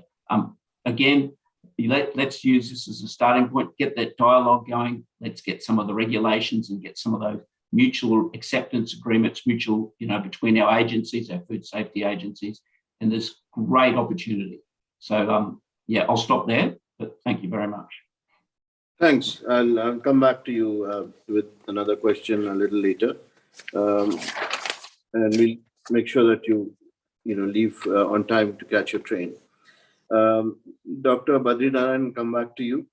So while the interim agreement, with ECTA has opened up the imports of final products, do you think we should also look at intermediate product imports to encourage Make in India? And that was a point which was also put forth by Arpita when she was presenting the report. Thank you, Ambassador. So first of all, we are now beyond the ECTA. So we have been thinking of several global supply chain initiatives like Supply Chain Resilience Initiative and Quad and so on. The idea is not only to think about bilateral trade, but deeper relationships in the global supply chains. To deepen the bilateral trade and investment ties as well. And given all these different considerations, it's absolutely important to examine how intermediate product imports should be looked into to encourage Make in India and Atmanirbhar Bharat. Because that will help our industry an opportunity to increase manufacturing in India once we have the cheaper intermediate inputs, and hence once we have access to cheaper inputs, like you mentioned and also mentioned in the report, the exports also become more competitive. So I think it's absolutely essential. In general, not only in the wine sector, but in general, we have been discussing for several years about the inverted duty structure, where the duties are high for intermediate inputs, and it's not it's across the board for several industries. And with Niti Aayog have been looking at some of this and providing inputs to the different ministries, and some of the inputs have been already taken into consideration in some other sectors. So not only in this sector, but I think broadly, it's important to consider the reduction in barriers to intermediate inputs. Of course, while considering that, we also have to understand why they have been high, why the tariffs have been high. There I think I can think of two elements. One is that like intermediate input for one sector can be the final product for another sector.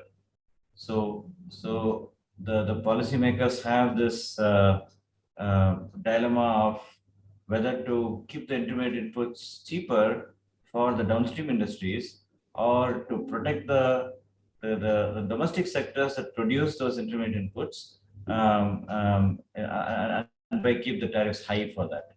So that has been one aspect, and that there we have to have detailed deliberations on the costs and benefits. To what extent are we? I mean, the first question to ask is how big is our intermediate input sector, and then is it really there, and is it really benefiting from these high tariffs, and if so, are there other ways to boost them, protect them?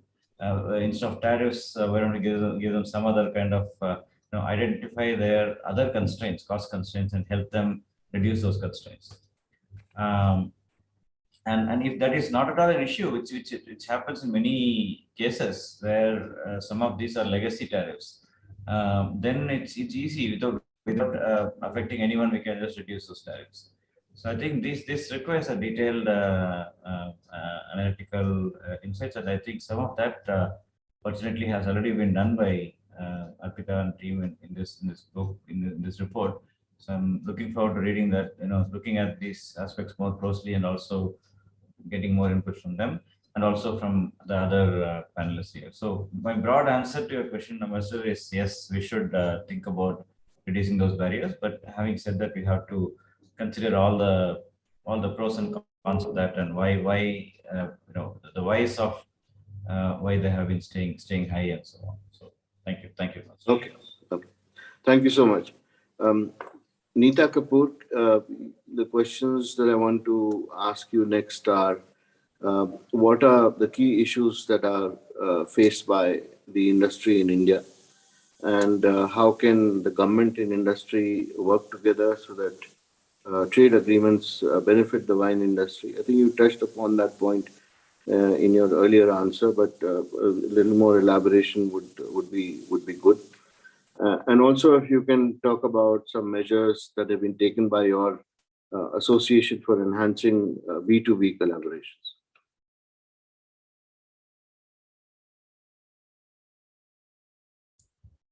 Yeah, in addition to what I've just spelled out, where we are talking about small farmer holdings, most of the farmers are essentially outsourced in as far as their crop production is concerned. The active farm, so the agri area is one whole area where we are looking at improvements, particularly with respect to the wines. Differentiated products is the second one that we were looking at, where we believe that the collaboration will drive in a lot of best practices. So that is seriously a challenge. The other challenge, which is making products unaffordable, and particularly a certain set of products unaffordable, which is primarily imported products, are the state duties, the cascading impact of duties. This is extremely painful and makes operations commercially unviable. And that's why I was pointing out to the threshold prices that $5 is completely, and I mean, it could be a serious challenge to even operate at $5, given what the state duties are. So that's a serious request for stakeholders to really reach out to associations to help them put forward the maths of what is the impact, and therefore that needs to be considered. The third is in terms of in wines, and we've often had these discussions, and I don't know why it's restricted only to wines, is the importance of terroir, which means the climate, the soil conditions, the land conditions, etc., are extremely important. And honestly, for any agricultural product, for differentiation, this is important, be it wines, be it Scotch, be it basmati rice. We are very, everybody is very keen for that GI tag, and India needs to walk its talk consistently across categories for its own products as well as its other products. There was another point that Arpita had talked about, which is, or I think Badriji had talked about, which was to do with a very unique phenomena, which is called angel share, which is to do with evaporation. And he pointed out towards the capital cost, the burden of capital cost on domestic players. But the fact is, and I just like to highlight, that the burden of capital or the cost of capital is on account of state duties. When I'm looking at the permissible limits or the acceptable limits of what an acceptable angel share will be, in India, it ranges from 0.1 to, I think, 0.6. So it is very important to understand, because it's a complex tax structure, as to what is going into it. And this cost of capital, I think, is a myth that, you know, we are trying to explain to various stakeholders in the government. So GI tagging, very important. Let's be consistent. Let's be uniform across the FTAs. The fifth challenge, Anilji, is really to do with what was mentioned by Vishwanath and also by Arpita in her report, is channel access. Right? Now, I firmly believe, and I agree with what Piyush Goyalji, the Honorable Minister of Commerce and Industry, said, that Atmanirbhar is when I join hands with you and make my country more stronger, right? So by just eliminating GI tag products or not having the channel access, in some cases it would be even state access, that is something that is, you know, needs to be looked into. These are the broad points that I can raise, and given Arpita's report as well as whatever little that I have learned on the sector. Yeah, thank you. Thank you. That's very important points again. Mr. Vishwanath, let me ask you one supplementary question to what you had mentioned earlier. And this is about, you know, India, of course, has opened up now, which we've been discussing, the wine sector for FDI. And also some states are subsidizing winemaking. But, you know, in your view, what are the additional measures that can be undertaken to attract more investment and technology from countries like Australia?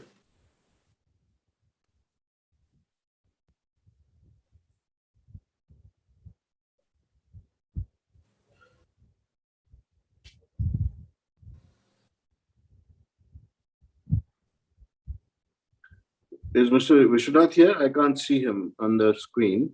Vishwanath, you're mute. Yeah, okay. I'm sorry, I need to unmute. I'm sorry. Yeah, you got the question, right?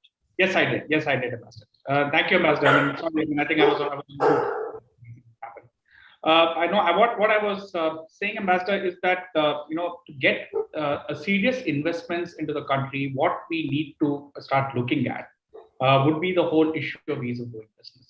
And I think this is one sector where I think there needs to be a full detailed study of how the center and the states can work together in terms of ensuring that you know, the companies which have invested, and something which I think Rahul also mentioned, this whole issue of how it changes from state to state.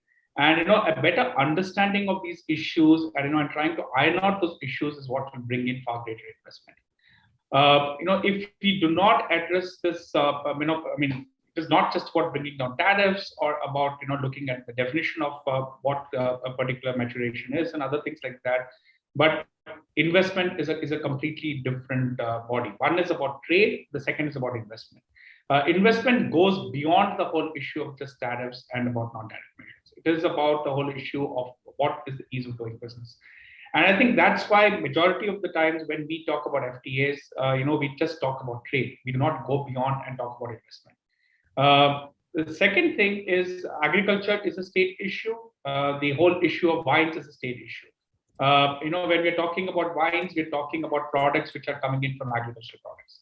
So I think we need to, in this particular area, we would need to bring in the states and make them understand that any liberalization here will bring in far greater investments and will bring in something far better for the agricultural sector as well. And therefore, this requires a very different level of discussion, not at the level of an FTA, is what I would think. I don't know if you have any other thoughts on this, but these was my broad thoughts. Yes, correct.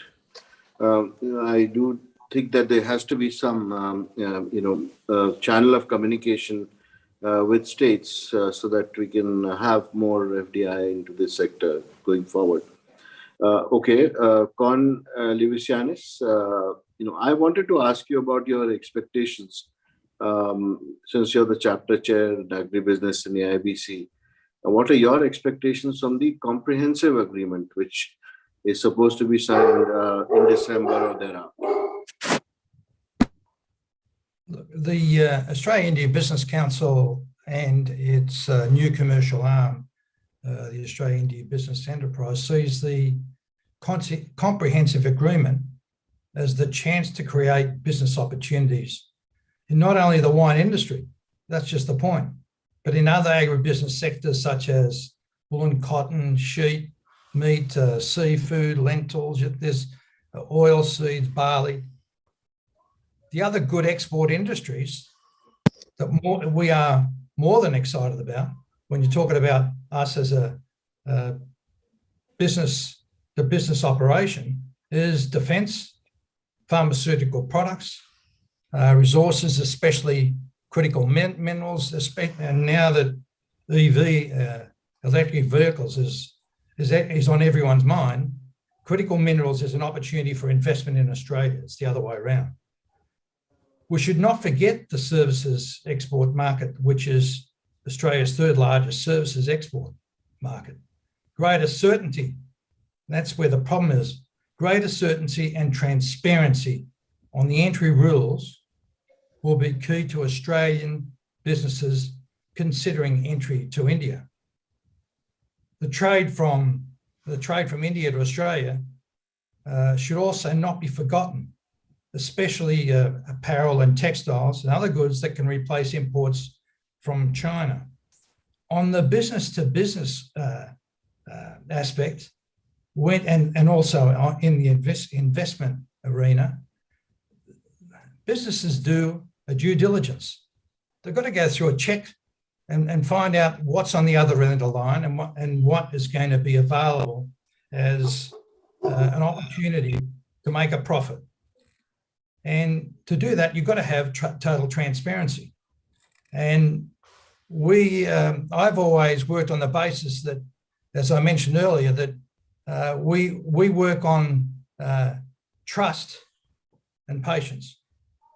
And the organisations that I've worked with over the years, and I've been working in India since 2010, there's always been this reluctance by some Australian companies because they expect to make a return quickly, and they have to be educated that they have to be very patient, and it will take them, let's say, a few years before they can actually make a good return after due to a good due diligence process.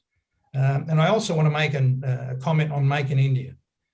We have a chapter, an industry chapter purely for Make in India.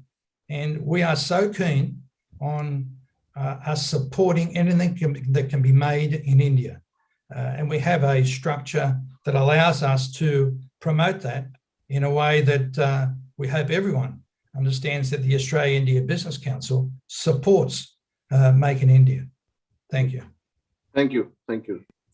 Mr. Rahul Singh, what are the issues that you face in importing wines? So whatever you can list out, please do. To start with, there is no restrictions to import wines. Anybody, my mother can import wines from anywhere in the world. You don't need a license to import to start with. So that's the good news. Anybody can import. You get an IET code, which is all online, and you can import anywhere, from anywhere to anywhere. And that's the good part. That's the central side to it. So you pay your duties. You get the wine into wine or any alcohol beverage into India. You put it to a custom bonded warehouse, and from there now the action starts. The action starts with the state. So each state that you have to go and sell, you have to go and register that particular product in that state. And like I said, each state being like countries of Africa, it just goes into understanding the law. There's no Googling around it. You can't go onto a website and figure out the law. There's nothing. You need to be in the game to actually understand how do you reach that state and how do you register your product. Now, certain products are also very perishable. So, in that case, exactly like beer is a perishable product. Fortunately, wine and spirits are not perishable, so you have a better shelf life. But there is what we call about how do you keep the wines well.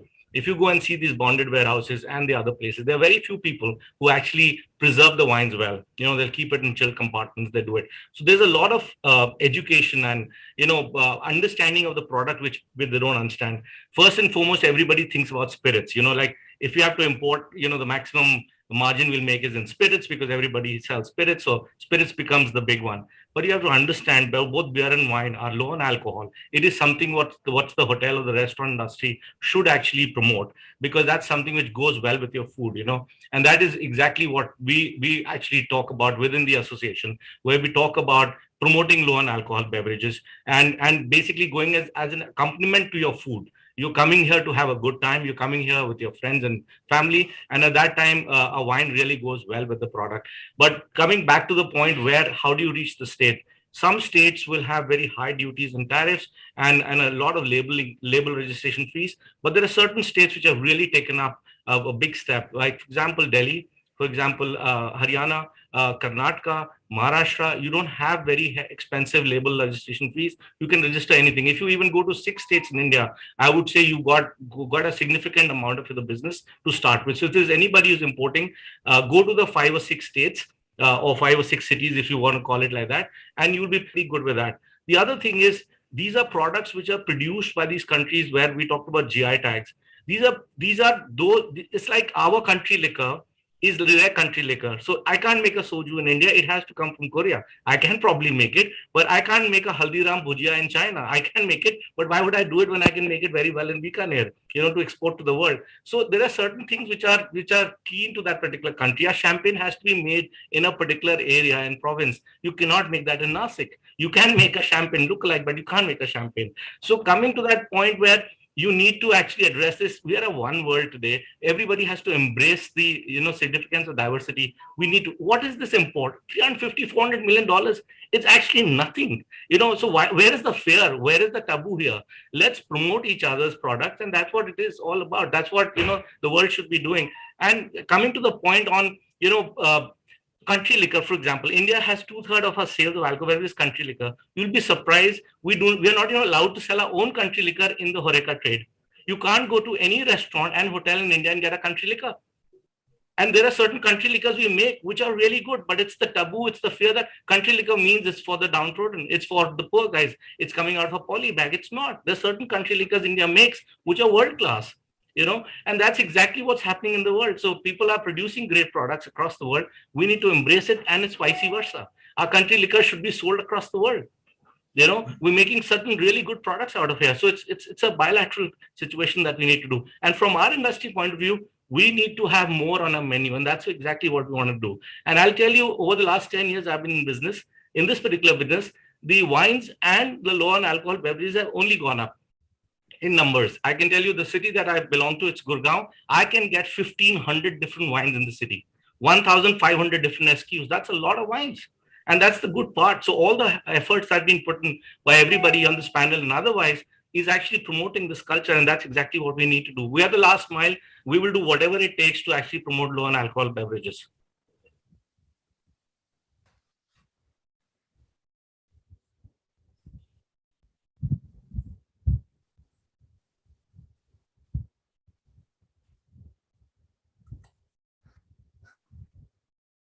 Anilji, you are muted.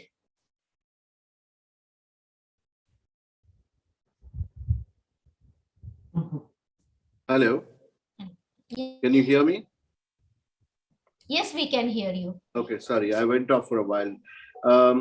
So now the last question that I wanted to ask before we take questions from the audience and from the chat box is from Tony. So your question is, if you can give us an overview of what's happening in the Australian wine sector, and also what expectations does the Australian wine sector have from the trade agreement with India? Yeah, thank you very much for that question. So the Australian wine sector is having a very difficult time at the moment. So obviously with the closure of the Indian market, that was a $1.2 billion industry that went to zero overnight. So it's about $20 million now. So it's essentially zero. We are, as I say, exporting to 107 markets around the world. We've got very strong growth in markets like the United Kingdom. It's growing very well. Korea, so some of those North Asian markets are growing very, very strongly for us. So we're an industry that's probably going to go through some tough times over the next few years with a high supply situation.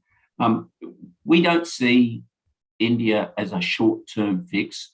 We see India as a long-term engagement proposition to diversify our markets, and that's got to be for mutual benefit. So we think it's a market that we'll be investing in, and we think what we're trying to do is grow the category as a whole in India. We think that's where the opportunity lies. I was really encouraged to hear the comments of Rahul, who's talking about the country liquor and the wine product. We're not just about wine. There's so many opportunities, what we can do with other fermented beverages and wine-based beverages as well. And I think that's something where we see a real opportunity from Australia. Low and no alcohol, incredibly important growth engines for our sector. We're investing in Australia $4.8 million into new equipment and technology and research over the next few years. We don't lock up our intellectual property. We share our intellectual property. We made a decision 10 or 15 years ago that there's no point in trying to lock up technology. It should be shared because the advantage is the ability you can move it and innovative enough to try it. So I would encourage, that's an area I would encourage cooperation on, is that low and no alcohol. Those wine products, what we can do with other fermented beverages, how we can grow some of those smaller producers in India, that will benefit Australia as well. It's because what we're going to do is grow interest in a category, and we're going to grow the market. We're not about taking market share off other products and existing products. It's about growing the whole pie. And I think that's where our opportunity is. We've got a lot of experience in that, and I think we can collaborate really strongly on this. The other thing is there's a really good cultural tie-in with Australia and India. We've got a lot of people who have come out of India who've still got close ties. And we all play cricket. I can't tell you what a pleasure it is talking to another wine-producing country that plays cricket, where there's few and far between. So when we get the Indians, the South Africans, the Kiwis, we're fine. But we're still struggling with the Italians. So I think there's some real opportunities there, and look, we're really excited. It's not a short-term fix. We're in for the long haul. We don't expect it to cure all our problems overnight, but in 10, 15, 20 years, we'll be close partners with India. We'll collaborate externally. We'll work together in international forums to help access for our products together. Look at our standards, and I think we can do a lot together. So really enthusiastic, conscious that it's a long-term proposition, and we're in for the long haul. Thank you very much, Tony, and feel free to leave and catch your train whenever you feel like. Thank you. Okay, I think I can see a question from the chat box. It's a question to Niti Aayog. Are there any similar agreements on wine expected with USA and EU? Of course, we have been negotiating with the EU on a trade agreement, as many of you know, and several issues are being discussed there. We may, and the negotiations are underway, so it's difficult to say whether this is expected, but I had mentioned previously that whenever a trade agreement happens, that becomes a template for the subsequent trade agreements. So in that sense, we may not be able to ignore the possibility that this will be there. So in that sense, we can expect to be part of the EU negotiations. And how much would it be? Would it be exactly similar to what we had here? We don't know. I mean, nobody knows yet because the negotiations are still happening. I see that there is another question on Canada. The answer is the same. The India-Canada Free Trade Agreement is also has been relaunched recently, and it's going on. And our Honorable Commerce Minister, Mr. Piyush Goyal, had mentioned, and also our Commerce Secretary had mentioned that we are trying to do these trade agreements in a timely manner, unlike the past where we had to negotiate for several years. So one can expect them to happen in the near future. When it comes to US, at the moment, there is no discussion going on, negotiation going on. So the short answer for that is no. But Canada and EU, it's quite possible that this can be part of the negotiations and consequently in the trade agreement. So that's the short answer. But having said that, of course, these are all very dynamic. Things keep evolving over time. Negotiations are happening. So we can be cautiously optimistic about it. Thank you. Thank you very much. And I would ask you to please answer one more question from Subhash Arora, who's the doyen of the wine industry in India. He asked a question regarding bulk wine, and he says that we used to have lower duties earlier. Another thing is how can the FTA help bulk wine, because threshold remains below $5. Most high quality bulk wines cost less than $1. Indian industry will fight tooth and nail if any benefit is given to bulk wines. What are your comments? So I'll request you to try and answer that. And I'd also ask Neeta Kapoor to comment on this question. In fact, I would also look forward to hearing from Ms. Neeta Kapoor on this, because frankly, I don't have a clear view on this. The broad answer or broad consideration here could be that if you have this new tariff line on bulk wine established separately and exempt it from this requirement, threshold requirement, that is a practical way of doing it. But still, the question remains as to what would be the reception of the Indian industry of that, and also what is the purpose of doing this. The purpose is something we discussed earlier. It's to promote the downstream industry and have greater Make in India possibilities in this sector. But of course, there is this protection that has to be considered here, and the sensitivities to be considered. So I would probably depend on Ms. Neeta Kapoor on the specifics here on what would be the industry's reception. Sure. Okay.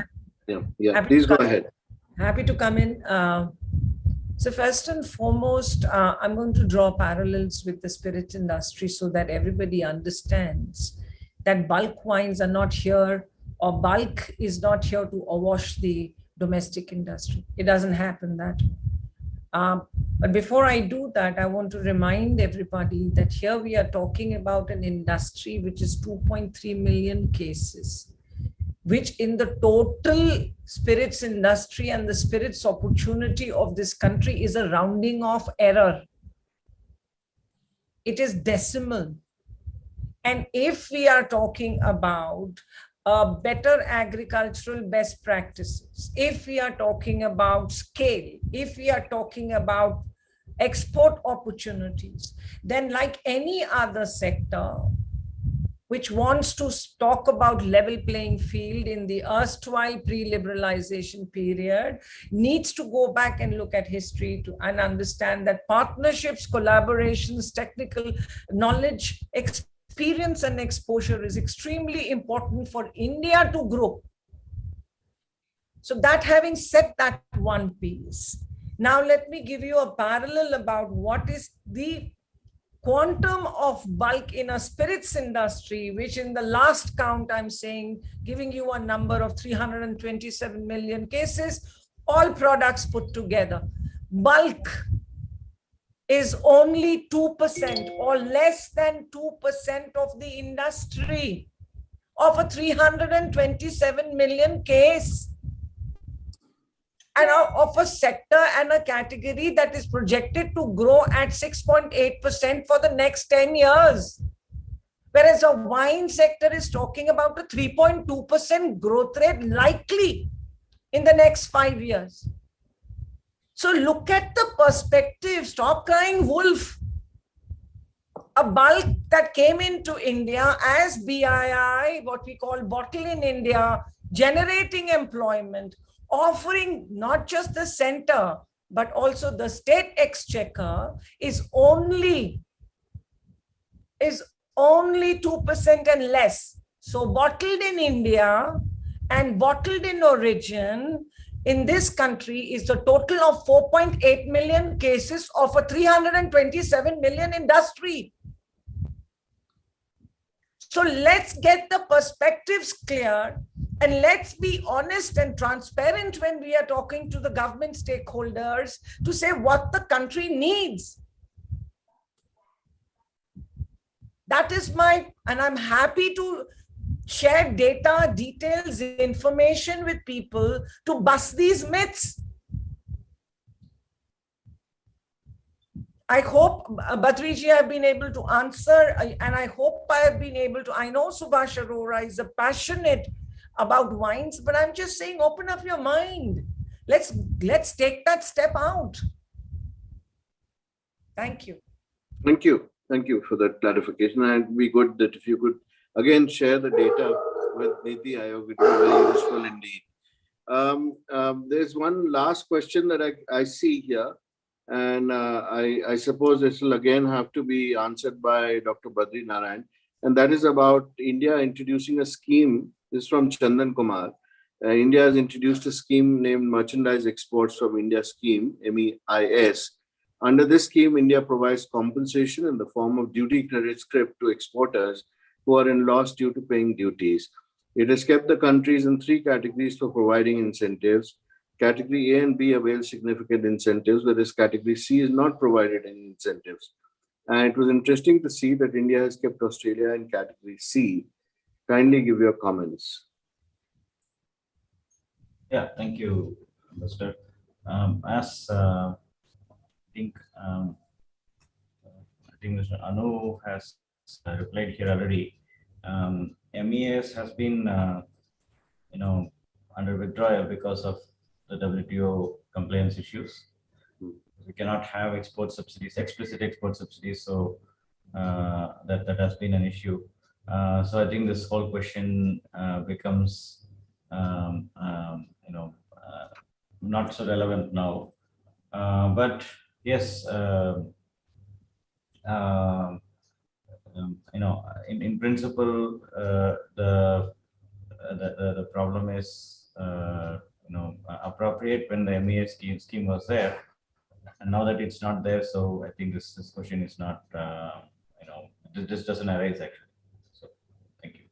Thank you for that clarification. Okay, now I don't see any more questions in the chat box, so I would like to hand the floor back to Eshana, please, Eshana Mukherjee, because I can't see all the people on the screen, and if she sees any raised hands, she could ask the question. Let them ask the question.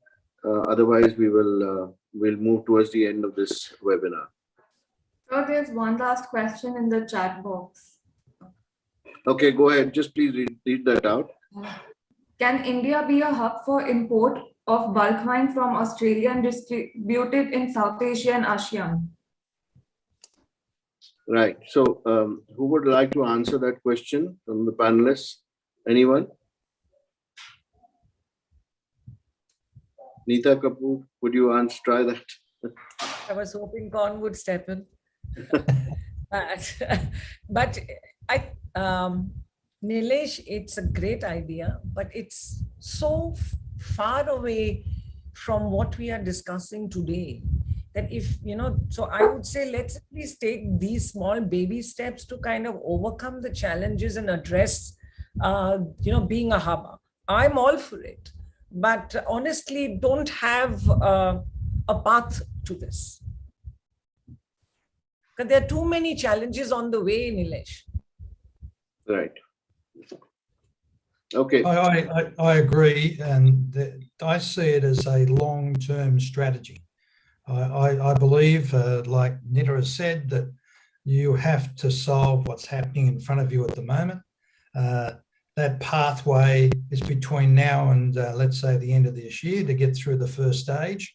And anything that's exported in bulk, I agree. There's opportunities around that region, in the Asian region, to export from India, which would be a great opportunity. But I think it's down the track a bit at the moment. Thank you. Thank you for the clarification again. Anyone else who wants to ask a question?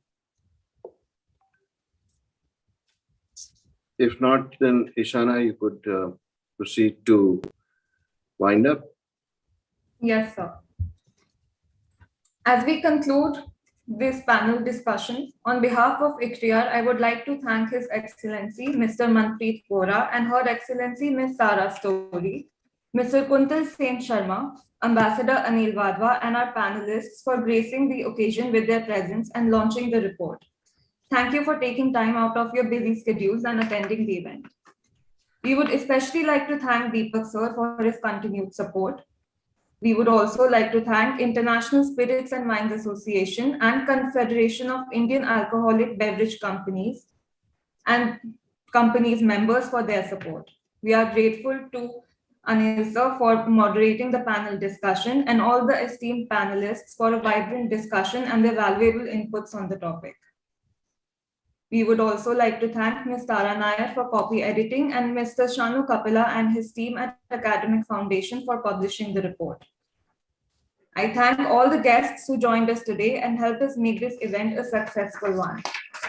Lastly, I would like to thank our colleagues Nibha Bharti and Shutanjay Sondhi for assisting us with the data collection and analysis for the report, Mr. Anu Mohandas and Ms. Chaya Singh for their support, Manpreet sir and team, Suman ma'am and team, Rajkumar ji, and the entire ICRIER administrative team for organizing this event.